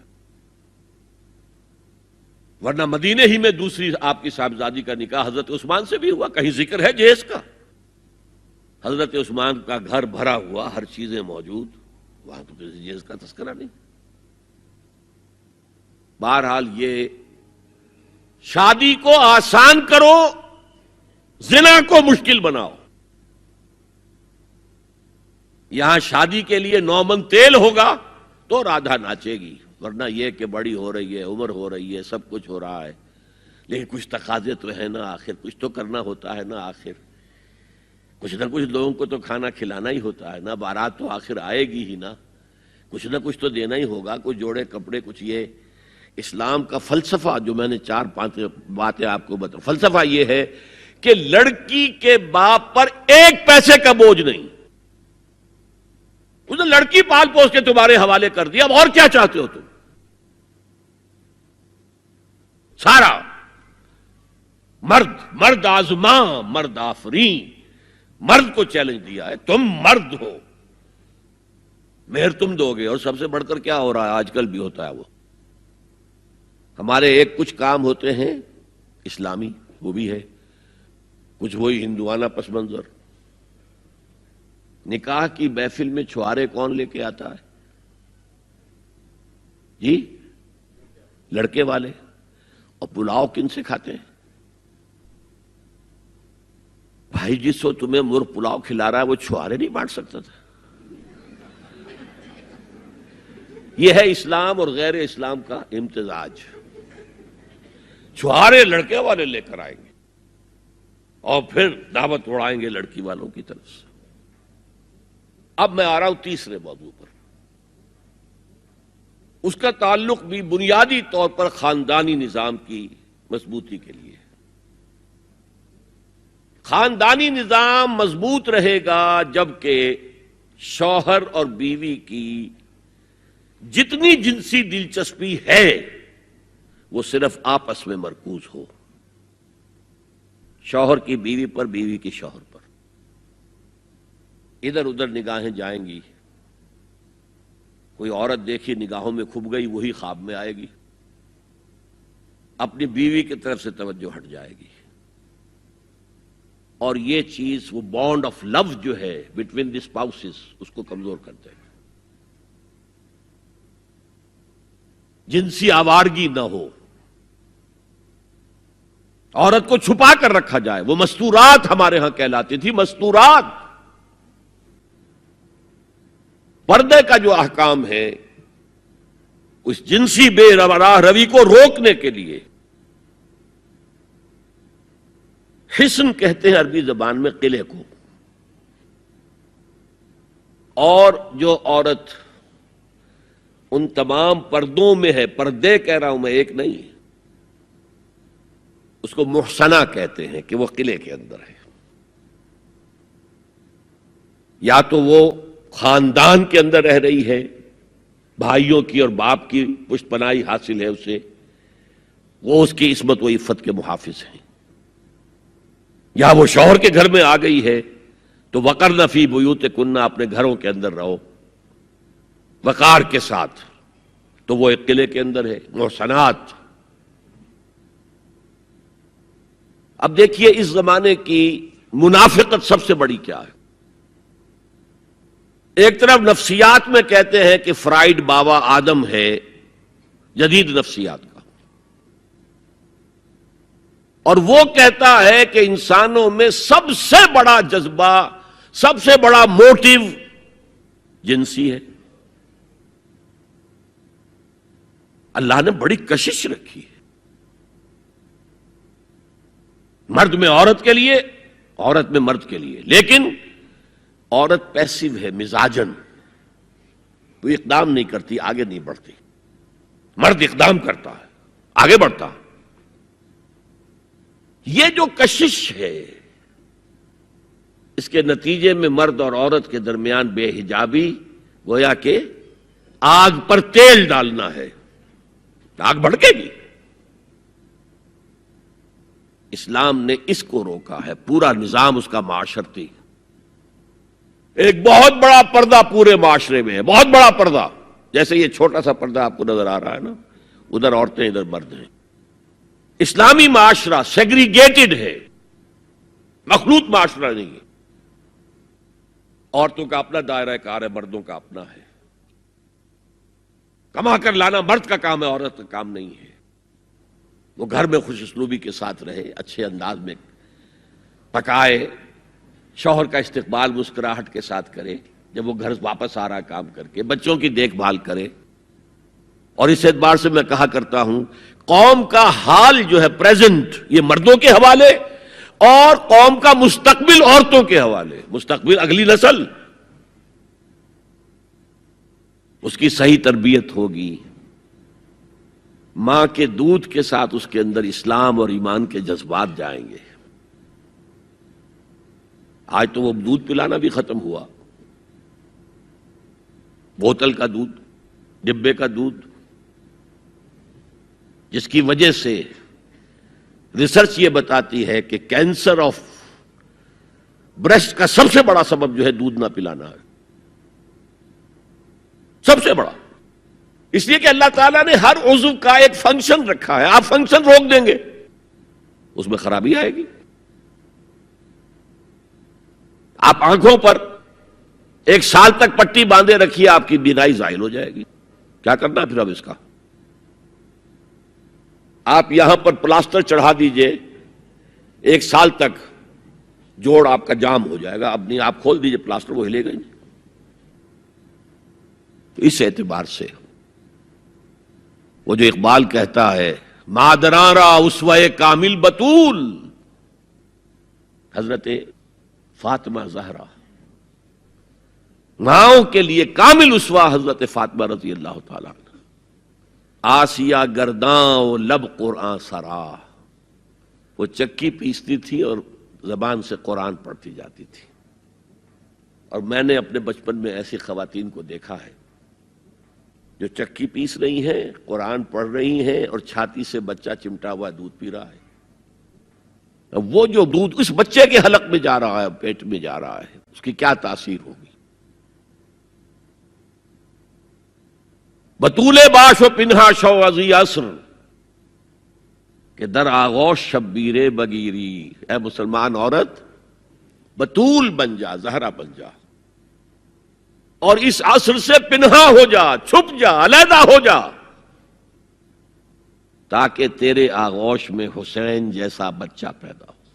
یہ پہلا ہے حجاب، سیگریگیشن آف سیکسز۔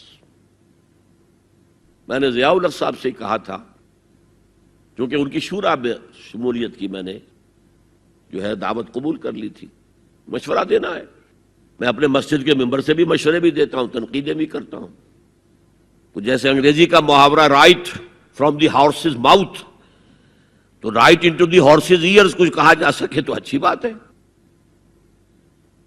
میں نے ان سے کہا آپ نے پی آئی اے کو ڈرائی کر دیا، شراب بند کر دی، اچھا کام کیا، بہت عمدہ کیا۔ دنیا تو یہی کہے گی نا کہ دقیانوسی ہیں، چلیے برداشت کریں۔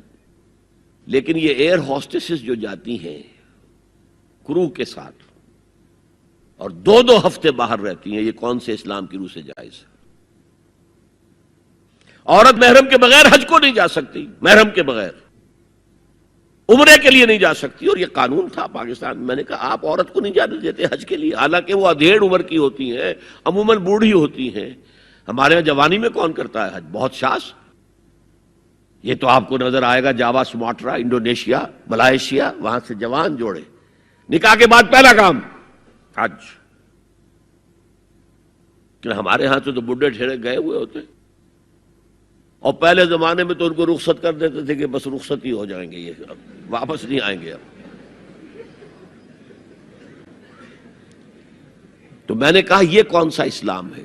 خاموش، چپ۔ میں نے کہا یہ ناشتے کی ٹرے اور کھانے کی ٹرے مرد نہیں رکھ سکتے سامنے۔ میرے خلاف باقاعدہ خواتین نے جلوس نکالے پاکستان میں جب میں نے پردے کی بات کی۔ گورنر سندھ کی بیوی جو ہے اس نے لیڈ کیا جلوس کو، مطالبہ کیا کہ ان کی ٹیلی ویژن کے اوپر جو ہے ان کا سامنے آنا بند کیا جائے۔ میں نے کہا ٹھیک ہے۔ بدا الاسلام غریبا ویسعود کما بدا فطوبی للغرباء۔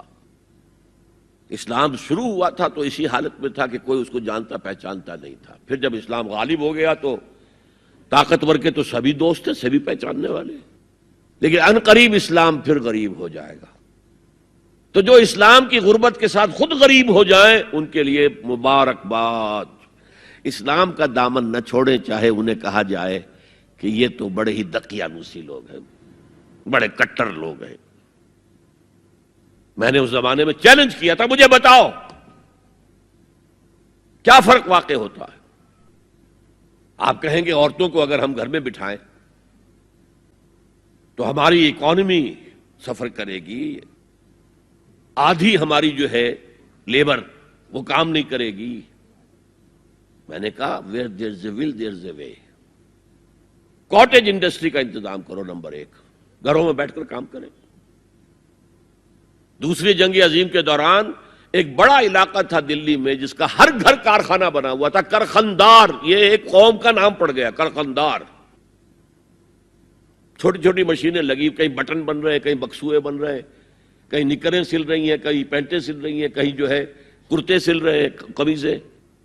صبح کے وقت ٹرک آیا، خام مال دے گیا، شام کو آیا، تیار مال لے گیا۔ عورت نہ گھر سے نکلی، نہ باہر گئی، کچھ نہیں، اور کام کیا، کما لیا۔ کاٹیج انڈسٹری کا انتظام کرو۔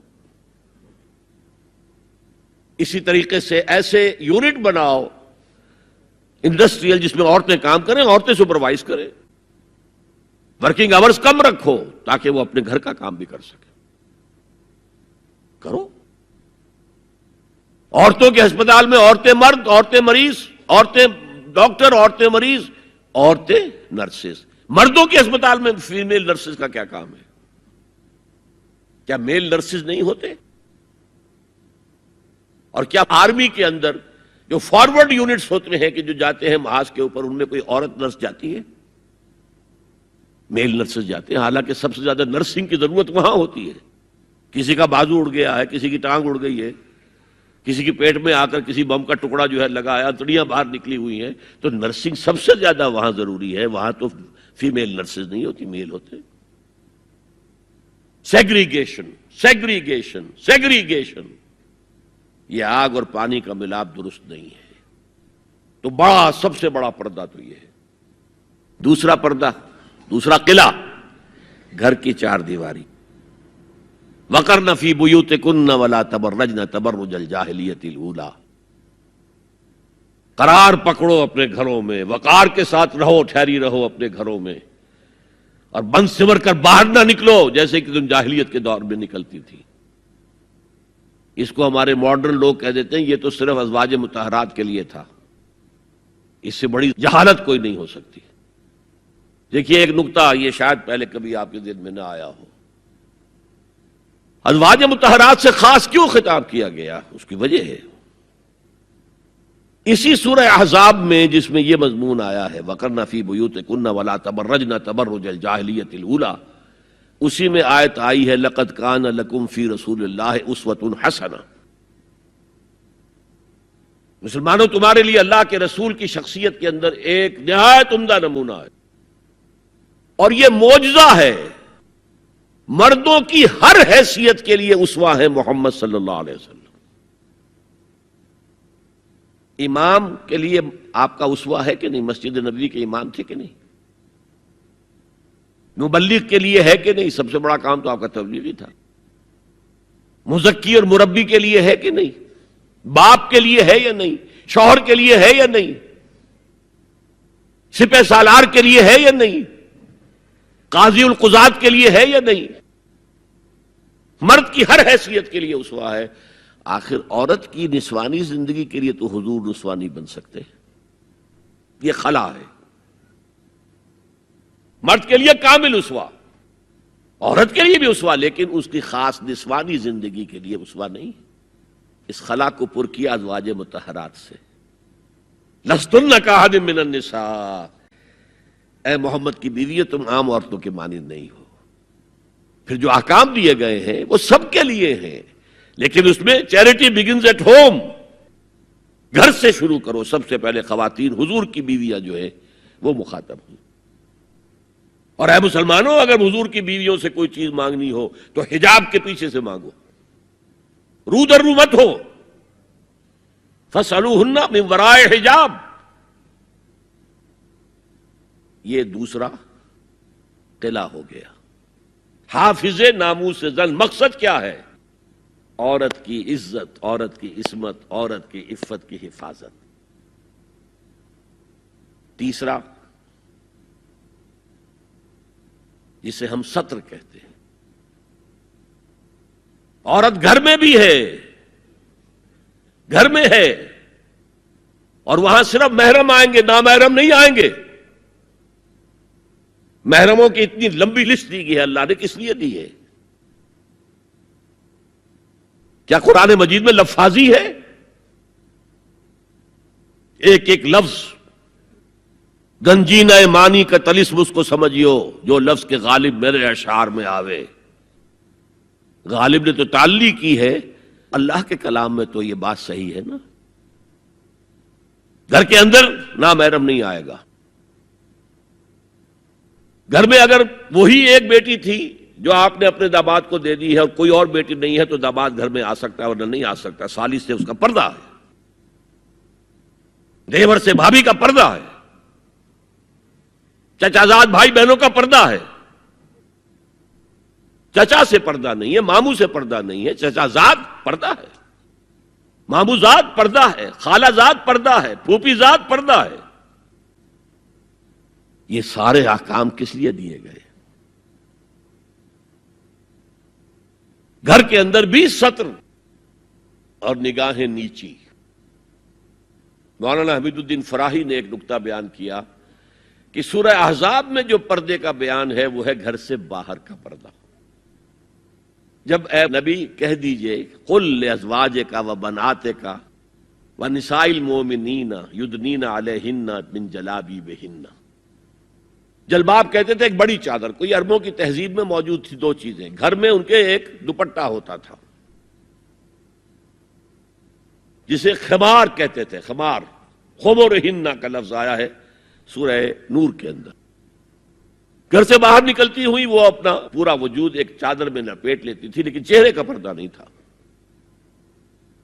اب فرمایا گیا اے نبی اپنی بیویوں سے اور اپنی بیٹیوں سے اور اہل ایمان کی بیویوں سے. اب بات آگے بڑھ رہی ہے، اہل ایمان کی بیویاں شامل ہو گئی اس لیے کہ تو ساری بات ہی ازواج مطہرات سے جو ہو رہی ہے اس لیے ہو رہی ہے کہ وہ اسوہ بنے مسلمان خواتین کے لیے. ان سے کہہ دیجئے وہ اپنی چادروں کے پلو لٹکا لیا کریں. یہ جو گھونگھٹ کا تصور بعد میں ہوا ہے یہ ہے تیسرا پردہ. ستر کی حد تک ہے ستر آپ نے، اور اس میں بھی کیسے کیسے احکام دیے گئے. لباس وہ پہنو جو ڈھیلا ہو، تنگ نہ ہو، ٹائٹ نہ ہو، جو جسم کے نشیب و فراز کو واضح کر رہے ہو. اتنا باریک نہ ہو کہ جسم جھلک رہا اس میں سے. اور اس پر اضافہ وَاضْرِبْنَا بِخُمُرِهِنَّ عَلَى جُيُوبِهِنَّ.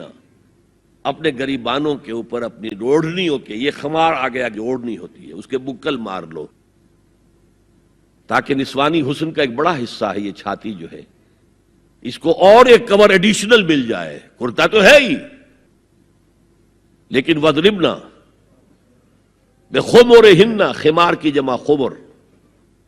سورہ احزاب میں آیا جلابیب، جلباب کی جمع، وہ بڑی چادر جس میں لپٹ کر گھر سے نکلتی تھی. لیکن یہ کہ یہاں پر خمرہن، خمار کہتے ہیں اوڑھنی کو جو گھر میں بھی استعمال ہوتی ہے، تو وہ سر پر بھی ہو اور اس کا ایک بکل جو ہے تمہاری سینے پر بھی آ جائے، ایڈیشنل کورنگ. اس کے باوجود بھی نگاہیں نیچی رکھو. باپ کی نگاہ بھی نہ پڑے تمہارے نسوانی حسن پر، وہ بھی مرد ہے. بھائی کی نگاہ نہ پڑے. اہل ایمان تم بھی اپنی نگاہیں نیچی رکھو اور اہل ایمان عورتوں تم بھی اپنی نگاہیں نیچی رکھو. اور آج انسیسٹ جو ہے، باپ کا بیٹی سے ملوث ہو جانا اور بیٹے سے ماں کا ملوث ہو جانا اور بہنوں اور بھائیوں کے درمیان، یہ اس قدر پھیل چکا ہے. امریکہ کے اندر وہاں سب سے مہنگے ڈاکٹر جو ہے وہ سائیکیٹرسٹ ہیں، سب سے مہنگی دوائیاں جو ہیں وہ دماغ امراضی کی ہیں. اور وہ سائیکیٹرسٹ کہتے ہیں کہ انسیسٹ جو ہے، حرام رشتوں کے اندر جو ہے اگر زنا کا معاملہ ہو رہا ہو تو یہ سب سے بڑا سبب ہے دماغی امراض کا اس معاشرے کے اندر. فطرت کے خلاف جو کام ہوتا ہے، طبیعت یہ بات تو کرتی ہے نا، شوق تو ہوتا ہے پھر. دماغی توازن کھو بیٹھتے ہیں. یہ ہے 3 پردے ہیں مسلمان عورت کے، جس کو آج بالکل ختم کرنے پر مغرب تلا ہوا ہے.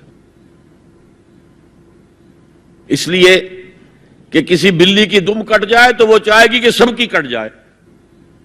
ان کا بیڑا غرق ہو چکا ہے، ان کی تہذیب ختم ہو چکی ہے، تہذیب نہیں ہے آج ان کے پاس، خاندانی نظام ختم ہو چکا ہے. بوڑھے والدین کو لے جا کے اولڈ ہاؤسز کے اندر پھینک دیا اور وہ سال سال بھر ترستے رہتے ہیں، کوئی نہ بیٹا آتا ہے نہ بیٹی آتی ملنے. بس ٹھیک ہے نا، ہم نے فریج دے رکھا ہے، سب کچھ سامان وہاں پہ ہوتا ہے، ٹیلی ویژن دے رکھا ہے، اپنا وقت گزاریں. اپنے بیٹوں بیٹیوں کو دیکھنا نصیب نہیں ہے. اب تو یہاں تک نوبت آئی ہے کہ پہلے کم سے کم یہ ہوتا تھا کہ کرسمس پر یقینی ہو جاتا تھا کہ بیٹا بیٹی ملنے آئیں گے، اب وہ بھی نہیں. خاندانی نظام کیسے قوی ہوگا؟ لڑکا ایک خاص عمر کا ہوا، جاؤ اب نکلو گھر سے، اب جاؤ اپنی کمائی کرو اور کھاؤ، ہم سے معاملہ ختم ہے. لڑکی جاؤ،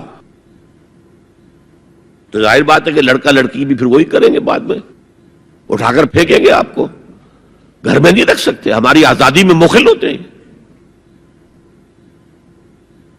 تو معاشرتی نظام، میں نے آپ سے عرض کیا پہلا اصول کیا تھا؟ تمام انسان مساوی. اور اس پر گواہی میں نے کس کی دی؟ شاتم رسول ایچ جی ویلز کی. اس میں ایک وضاحت رہ گئی تھی، جو تازہ ایڈیشن اب مارکیٹ میں ہے اس میں سے یہ پیسج نکال دیا گیا ہے جو میں نے آپ کو سنایا. جو نئے ایڈیٹرز ہیں ان کے حلق سے یہ کڑوی گولی نہیں اتری کہ ایچ جی ویلز کا یہ جملہ بھی شامل رہنے دیا جائے، نکال دیا گیا. تو ایسا نہ ہو کہیں آپ جدید کوئی ایڈیشن دیکھیں اور اس میں تلاش کریں، نہ ملے تو آپ سمجھیں کہ میں نے کوئی غلط بات آپ سے کہی ہے. لائبریریوں میں پرانے ایڈیشن مل جائیں گے، جائیے اور دیکھیے. A concise history of the world میں جو حضور کا چیپٹر ہے کھول کر پڑھیے، آپ کو مل جائے گا جملہ. Although the sermons of human equality, fraternity and freedom were said before also, and we find a lot of such sermons in Jesus of Nazareth, but it must be accepted that it was Muhammad sallallahu alaihi wasallam who for the first time in human history established a society based on these principles. اور یہ مساوات انسانی مرد اور عورت کے درمیان بھی ہے. فرق انتظامی ہے، سو نوٹ کر دیجئے. ایک دفتر میں ایک افسر ہے، ایک کلرک ہے، ایک چپڑاسی ہے، بحیثیت انسان برابر ہیں. اس انتظامی سٹرکچر میں تو برابر نہیں ہے. آفیسرز کے اختیارات کیا ہیں، چپڑاسی کے کیا ہیں، کلرک کے کیا ہیں. حالانکہ ایز سٹیزنز آف اسٹیٹ برابر ہے، ایک ووٹ اس کا ایک ووٹ اس کا ہے. کیا آفیسر کے 4 ووٹ ہیں؟ چپڑاسی کا 1 ہے؟ نہیں، 1 ووٹ برابر ہے. As citizen of the state they are equal. لیکن جہاں کام کر رہے ہیں وہاں تو ایکول نہیں ہے. یہ فرق ہے کہ جس کو دنیا ایکسپلائٹ کر رہی ہے. حالانکہ اس سے زیادہ لاجیکل بات اور کوئی نہیں ہو سکتی. ایک خاندان کا ایک سربراہ، کسی انسٹیٹیوشن کا ایک ہی سربراہ ہوگا. وزیر 10 رکھ لے، پرائم منسٹر تو 2 نہیں ہو سکتے، پرائم منسٹر 1 ہوگا. نائب صدر 10 رکھ لے، صدر تو 1 ہی ہوگا. انتظامی ہے، یہ نہیں ہے کہ عورت گھٹیا ہے. نہیں، مرد اور عورت مساوی ہے. آج میں آپ کو بتاتا ہوں کہ کتنی بڑی سازش اس وقت اس نظام کے خلاف ہو رہی ہے. دجالی فتنہ جو ہے، دجال اکبر جب آئے گا، ابھی میں اس کی بات نہیں کر رہا ہوں، ایک علیحدہ ایشو ہو جائے گا. دجالی فتنہ آ چکا ہے. جیسے حضور نے ایک مرتبہ رمضان مبارک کی آمد سے قبل شعبان کے آخری دن خطبہ دیا. خطبہ کیا تھا؟ یا ایھا الناس قد اظلکم شہر عظیم شہر مبارک. اے لوگو، تم پر ایک عظمتوں والا اور برکتوں والا مہینہ سایہ فگن ہو گیا ہے. آیا تو نہیں ابھی، شعبان کا دن ہے، سایہ آ گیا ہے. یہ انگریزی کے محاورے سے بات سمجھ میں آئے گی. Coming events cast their shadows before. اسی طرح وہ شخص دجال تو ابھی نہیں آیا، دجالیت پوری آ چکی ہے، اور میں اس کا ذکر کر چکا ہوں لاہور میں ایک تقریر میں۔ 3 لحاف، جیسے ملیریا کا جب حملہ ہوتا تھا، اب تو بہت کم ہو گیا ملیریا، تو جو سردی چڑھتی تھی، کپ کپی ہوتی تھی، ایک رضائی ڈال دیجئے، دوسری ڈال دیجئے، تیسری ڈال دیجئے، تو 3 رضائیاں یا 3 لحاف گلوب کے گرد لپٹ گئے۔ دجالیت کے 3 شیڈز۔ سب سے اوپر سیکولرزم، سیاست سے، ریاست سے، سیاسی نظام سے، معاشرتی نظام سے، عدالتی نظام سے، قانون سازی سے کسی مذہب کا کوئی تعلق نہیں۔ آج پوری دنیا میں سیکولرزم ہے، تمام مسلمان ممالک میں سیکولرزم ہے۔ یہ دجالیت کا عظیم ترین کارنامہ ہے۔ بات لمبی نہ ہو تو میں صرف عرض کر دوں، یہ یہودیوں کی ایجاد ہے۔ یہودیوں نے امریکہ کا $1 بل، $1 کا نوٹ جو ہے ڈیزائن کیا ہے۔ بینکرز تو وہی تھے نا، اور آج بھی اصل طاقت بینکرز کے پاس ہے۔ امریکی حکومت $1 کی جو ہے، $ٹریلینز کی مقروض ہے بینکوں کی، اور بینک یہودیوں کے۔ اس آپ نے کبھی دیکھا ہو $1 بل، احرام مصر کی تصویر بنی ہوئی؟ کیا تعلق ہے امریکہ کا احرام مصر سے؟ اوپر ایک آنکھ بنی ہوئی ہے، دجال کی وہ ایک آنکھ کانی۔ نیچے کیا لکھا ہے؟ آرڈس نووس سیکولورم، نیو سیکولر آرڈر ہم نے قائم کرنا ہے دنیا میں۔ یہ 1776 کی بات ہے، اور 1991 میں پہلی مرتبہ صدر بش کی زبان سے الفاظ نکلے تھے، اس کے باپ کی زبان سے، جو موجودہ بش ہے، بش سینئر نے۔ اب دنیا میں نیو ورلڈ آرڈر قائم ہوگا۔ اصل میں وہ کس کا خیال ہے؟ یہود کا ہے۔ This new world order is going to be Jew world order. اور جیو ہے بالکل ایک مائنورٹی، مائنیوٹ مائنورٹی، کل دنیا میں 1 کروڑ یا 1.25 کروڑ یا 1.30 کروڑ 13 ملین بس۔ تو اگر مذہب اور ریاست کا کوئی تعلق ہو تو ان کی کیا حیثیت ہے؟ اور جب مذہب ایک طرف رکھ دیا گیا تو برابر کے شہری ہے۔ یہ سیکولرزم اس لیے یہودیوں کی ایجاد ہے۔ پوپ کے خلاف بغاوت کروانے والے یہودی ہیں، پروٹیسٹنٹ مذہب پیدا کرنے والے یہودی ہیں، سود کی اجازت لینے والے یہودی ہیں۔ ورنہ جب تک پوپ کا اقتدار تھا یورپ میں، ہر طرح کا سود حرام تھا، یوزری بھی اور کمرشل انٹرسٹ بھی، دونوں حرام تھے۔ یہ لیا گیا ہے اجازت کیلوین کے ذریعے سے کتاب لکھوا کر، اور انگلستان نے پہلا ملک جو ہے جس نے بغاوت کی پوپ کے خلاف، وہ انگلستان تھا۔ چرچ آف انگلینڈ علیحدہ ہو گیا، پوپ سے اس کا کوئی تعلق نہیں، پروٹیسٹنٹ ملک بن گیا۔ پہلا بینک آف انگلینڈ پہلا ہے جو قائم ہوا ہے۔ اور شاید میں نے آپ کو بتایا تھا کہ علامہ اقبال 1905 سے 1908 3 برس صرف رہے ہیں انگلستان میں اور جرمنی میں، اور اپنی ڈاکٹریٹ بھی کر رہے تھے اور بیرسٹریٹ اطلاع بھی ہو رہا تھا، لیکن ساتھ ہی ان کا مشاہدہ اتنا گہرا تھا کہ انہوں نے دیکھ لیا تھا کہ فرنگ کی رگے جاں پنجے یہود میں ہے۔ اور اس وقت فرنگ کا امام کون تھا؟ برطانیہ۔ اب فرنگ کا امام کون ہے؟ امریکہ، اور اس کی رگے جاں پنجے یہود میں ہے۔ امریکہ کا کوئی صدر ہل نہیں سکتا۔ تو نمبر 1 تو سیکولرزم ایک لحاف ہے، نمبر 2 سود، جوا، منشیات کی ٹریڈ، اور سیکس کو ایکسپلائٹ، ہر اشتہار میں عورت ہے۔ اللہ کے بندو سوچو یہ کیا ہو رہا ہے۔ عورت کی فوٹو کے بغیر موٹر سائیکل نہیں ہوگی، وہ بھی بیٹھی نظر آئے گی عورت۔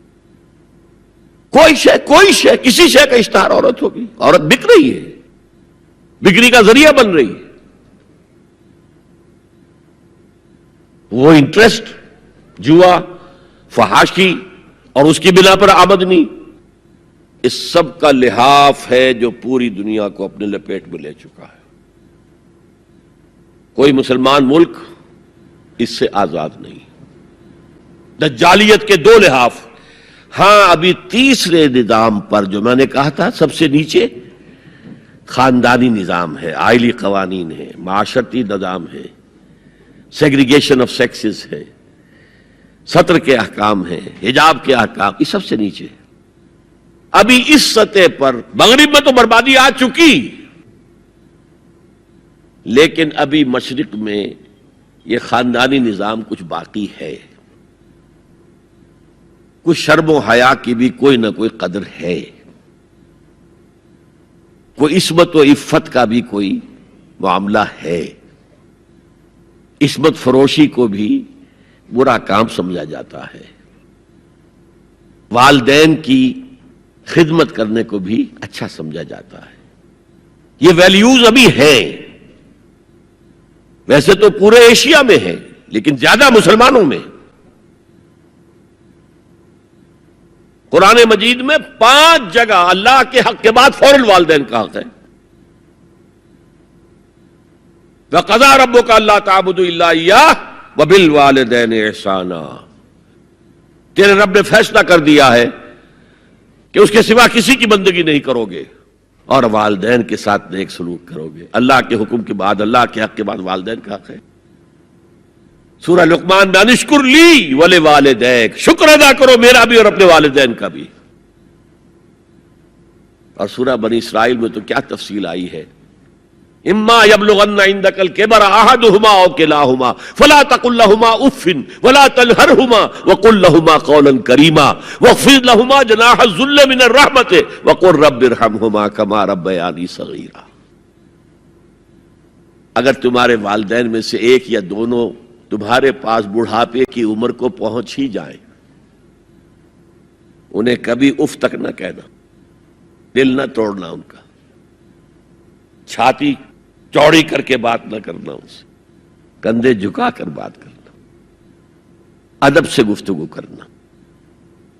قل لہما قولا کریما واخفض لہما جناح الذل من الرحمہ، اپنے کندھوں کو جھکا کر رکھنا. اور پھر کہنا، اللہ سے دعا کرنا، رب ارحمہما کما ربیانی صغیرا، پروردگار میرے ان والدین پر رحم فرمائیو جیسے کہ انہوں نے مجھے پالا تھا جبکہ میں چھوٹا سا تھا. تو خاندان کے نظام کو مستحکم کرنے کے لیے 3 ڈائمنشنز ہیں. جیسے ایک کمرہ ہے، چوڑائی ہے، لمبائی ہے، اونچائی ہے. پہلے تو شوہر اور بیوی کے درمیان بانڈ آف لو. اب یہ شوہر اور بیوی پیرنٹس بن گئے ہیں، والدین بن گئے، اولاد آ گئی. سیکنڈ ڈائمنشن ایڈ ہو گئی، ادب، عزت. اور بہن بھائی ہے، اخوت، جس کو کہ وہ کہہ رہا ہے جی ویلز بھی فریٹرنٹی. خاندان کا ادارہ مستحکم. یہاں ایک نقطہ اور بیان کر دوں، لیگل لیول پر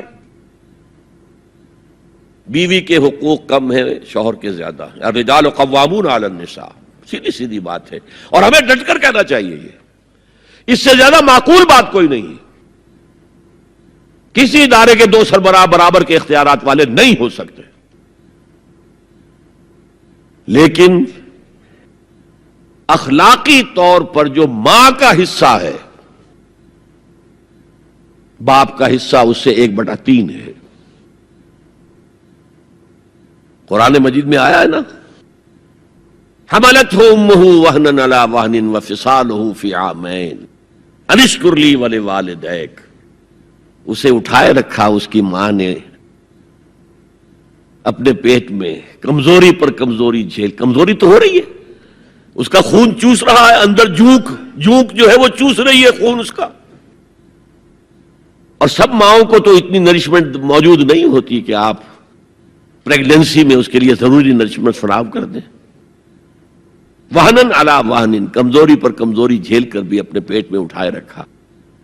وفصالہ فی عامین، اور پھر دودھ چھڑانا ہوا 2 سالوں میں. وہ جھونک جو ہے وہ پھر اس کی چھاتیوں سے چمٹ گئی. لہذا اس کا حق 3 گنا زیادہ ہے باپ سے. ایک صحابی حضور سے پوچھتے ہیں، حضور میرے حسن سلوک کا اولین مستحق کون ہے؟ فرمایا تمہاری والدہ. پھر پوچھا ان کے بعد کون؟ پھر کہا تمہاری والدہ. پھر پوچھا ان کے بعد کون؟ پھر کہا تمہاری والدہ. پھر پوچھا ان کے بعد کون؟ تو کہا تمہارے والد. 3 درجے. اور یہ جو فرمایا الجنت تحت اقدام الامہات، جنت تو ماؤں کے قدموں تلے ہے، یہ باپ کے بارے میں تو نہیں فرمایا. یہ ہے ایکویشن، بیلنس. اسلام قسط کی بات کرتا ہے، انصاف کی بات نہیں کرتا. انصاف تو یہ کہ آدھی روٹی ادھر دے دو آدھی ادھر دے دو، انصاف ہے، یہ اچھی چیز ہے. یہ قسط یہ ہے کہ بوجھ اٹھانا ہے تو جو زیادہ قوی ہے اس کو زیادہ بوجھ دو اٹھائے، اور جو کمزور ہے اسے کم بوجھ دو. یہ قسط ہے. تو اسلام نے عورتوں پر ذمہ داریاں کم رکھی، ان کے اختیارات کم رکھے، لیکن اولاد پر حق ماں کا 3 درجے فائق رکھا. اور اس سے وہ خاندان کا ادارہ جو ہے مستحکم ہوتا ہے. تو آج کیا سازش چل رہی ہے؟ ویسٹ تلا ہوا ہے ایسٹ کے اندر بھی خاندانی نظام کو ختم کرنے پر. پہلے ایک کانفرنس ہوئی تھی، عالمی کانفرنس، ویمن فریڈم کی کانفرنس قاہرہ میں. پھر ہوئی بیجنگ کائرو، اور پھر بیجنگ +5 کانفرنس. بیجنگ کانفرنس کے 5 سال بعد یونائٹڈ نیشنز جنرل اسمبلی کے تحت ہوئی. اور ان سب کا مقصد کیا ہے؟ پروسٹیٹیوشن کو ایک باعزت پیشہ سمجھا جائے. یہ بھی محنت ہے نا. ایک مزدور اپنے جسمانی مسکولر طاقت استعمال کر رہا ہے، ویج لے رہا ہے. ایک عورت اپنے جن سے اس کو استعمال کر رہی ہے، لے رہی ہے. اب اس کا نام پتہ کیا رکھا گیا؟ Sex worker. سیکس ورکرز بالکل برابر ہوں گے، باعزت ہوں گے، ان کے کوئی آپ یہ نہیں کہہ سکتے کہ غلط کام کر رہے. ہومو سیکسولیٹی کو بھی ایک نارمل ایٹیٹیوڈ قرار دیا جائے، یہ اب نارمل نہیں ہے. آپ کو معلوم ہے امریکہ میں، سویڈن میں تو بہت پہلے سے تھا، برطانیہ میں تھا، ہومو سیکسول میرجز. 2 مردوں کی شادیاں ہو رہی ہیں، ان میں سے ایک شوہر ہے اور ایک بیوی ہے، اور رجسٹر ہو رہی ہے شادی، رجسٹر. اب امریکہ میں بھی شروع ہو چکی ہے، کئی اسٹیٹس میں. کیلیفورنیا سے شروع ہوئی ہے، جو ہالی ووڈ اس کا گھر ہے. نمبر 3، طلاق اور وراثت میں مرد اور عورت برابر ہونے چاہیے. جب عورت چاہے طلاق دے دے. یہ نقشہ ہے جس کا نام پتہ کیا رکھا ہے؟ Social engineering programme of the United Nations Organisation. یہ نیو انجینئرنگ ہے معاشرے کو.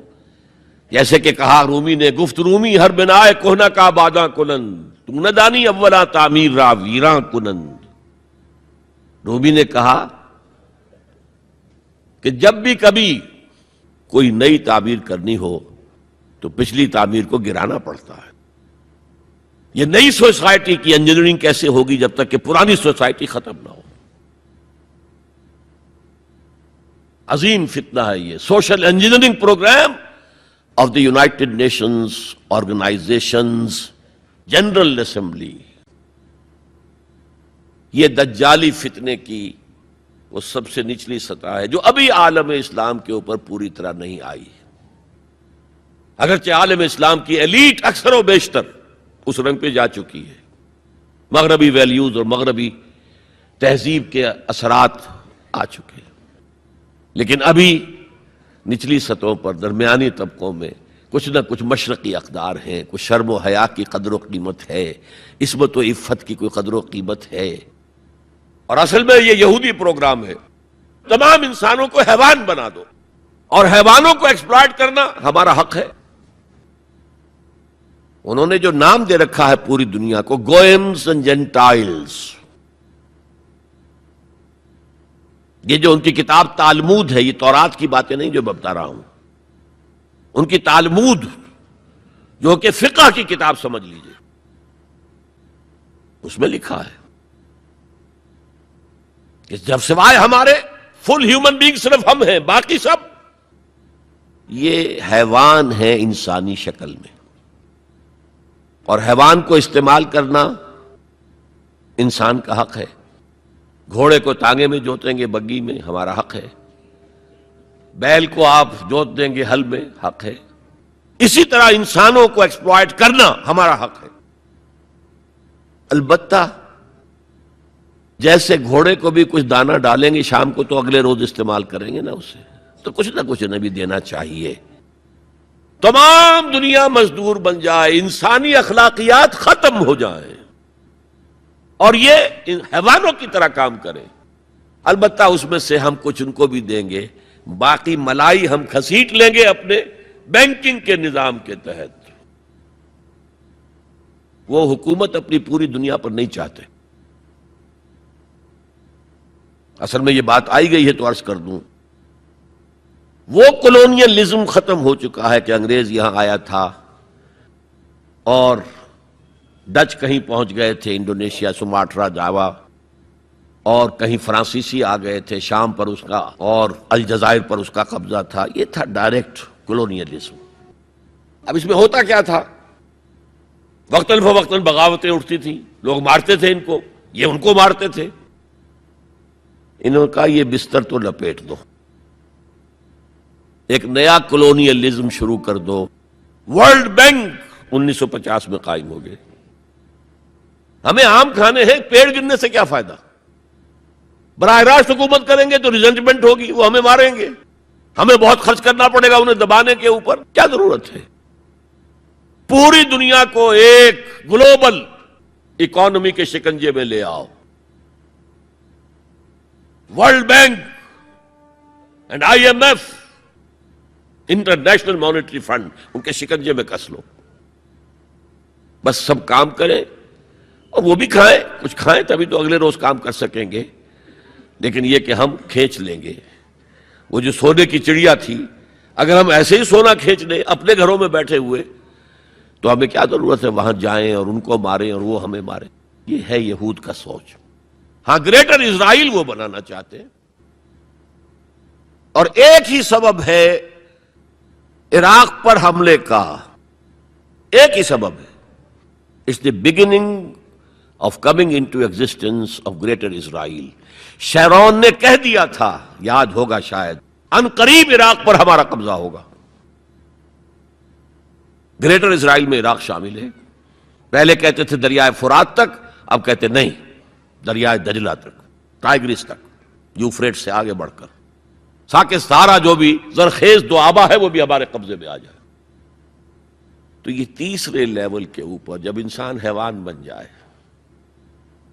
جب اس کو کوئی فرق کرنے کی ضرورت نہ ہو کہ یہ بیٹی ہے اور یہ بیوی ہے، کیا ضرورت ہے؟ حیوان کوئی فرق کرتے؟ جب ہم بھی حیوان ہی ہیں، ڈارون کے نظریے نے حیوان بنا دیا تو حیوان کوئی فرق کرتا ہے ماں بیٹی اور بیوی میں؟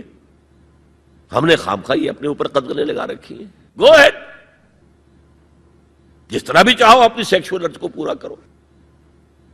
زنا تو ان کے ہاں پہلے بھی جرم نہیں تھا، زنا بالجبر جرم تھا، اور اب تاریخ نے عجیب کرشمہ دیکھا ہے۔ مسلمان ملک ترکی ہاتھ جوڑ رہا ہے کتنے سالوں سے کہ ہمیں بھی یورپین یونین میں شامل کر لو۔ وہ بار بار ٹھوکریں مارتے، دفع ہو جاؤ۔ اب انہوں نے کیا کیا ہے؟ یورپین یونین نے کہا تمہارے قوانین میں سے یہ قوانین جو ہیں ہمارے تصور کے خلاف ہیں۔ 181 قوانین میں انہوں نے ترمیم کر دی۔ Let it become compatible with the European Union's laws۔ آپ کو معلوم ہے محاورہ ہے، round peg in square hole fit نہیں ہوگا، یا square peg in round hole fit نہیں ہوگا، اس کے چاروں کونے تراش دو تاکہ جا سکے۔ اور سب سے بڑا جو مجھے صدمہ ہوا، اتا ترک کے اس ترکی میں زنا کوئی قابل سزا جرم نہیں تھا۔ اب یہ جو پارٹی آئی تھی، یہ کچھ کہا گیا تھا، کچھ اسلامی ذہن کے لوگ ہیں، یہ ہیں وہ ہیں، انہوں نے ایک بل جو ہے اپنی اسمبلی میں پیش کرنے کے لیے تیار کر لیا کہ زنا کو بھی قابل تعزیر جرم قرار دیا جانا چاہیے۔ یورپین یونین والوں نے شور مچا دیا، ایک طرف ہمارے ساتھ آنا چاہتے ہیں، دوسری طرف یہ کام کرنا چاہتے ہو، انہوں نے فوراً اپنا وہ بل واپس لے لیا۔ یہ حال ہے آج ہمارا، میرا یہ حال، بوٹ کی ٹو چاٹتا ہوں میں، اور ان کا یہ حکم دیکھ میرے فرش پر نہ رینگ، کیا کر رہا ہے؟ وہ بوٹ کی ٹو چاٹنے کے لیے فرش پر تو پڑنا ہی ہوگا نا، لیکن یہ کہ میرے فرش پر نہ رینگ، میرے قالین کو خراب نہ کر۔ اس تیسرا معاشرتی اور سماجی نظام کا معاملہ ہے کہ جو اس وقت ان کا ٹارگٹ ہے۔ اسی لیے میں نے اسے اپنی آج کی پوری گفتگو کا عنوان بنایا، سمجھیں کیا خطرات آ رہے ہیں، اپنی قدروں کی طرف پلٹیں۔ اس دور میں سب مٹ جائیں گے، ہاں باقی وہ رہ جائے گا جو قائم اپنی راہ پہ ہے اور پکا اپنی ہٹ کا ہے۔ ہمارے لیے اسوہ ازواج مطہرات ہیں، ہماری خواتین کے لیے، ان کا اختیار کیا جائے، ان کا نقش قدم پہ چلا جائے، اور پورے سماجی نظام کو، پورے معاشرتی نظام کو ان اقدار پر اٹھایا جائے کہ جو قرآن مجید نے ہمیں دی ہیں۔ یہی ہمارے لیے نجات کی راہ ہے۔ اقول قولی ھذا واستغفر اللہ لی ولکم ولسائر المسلمین۔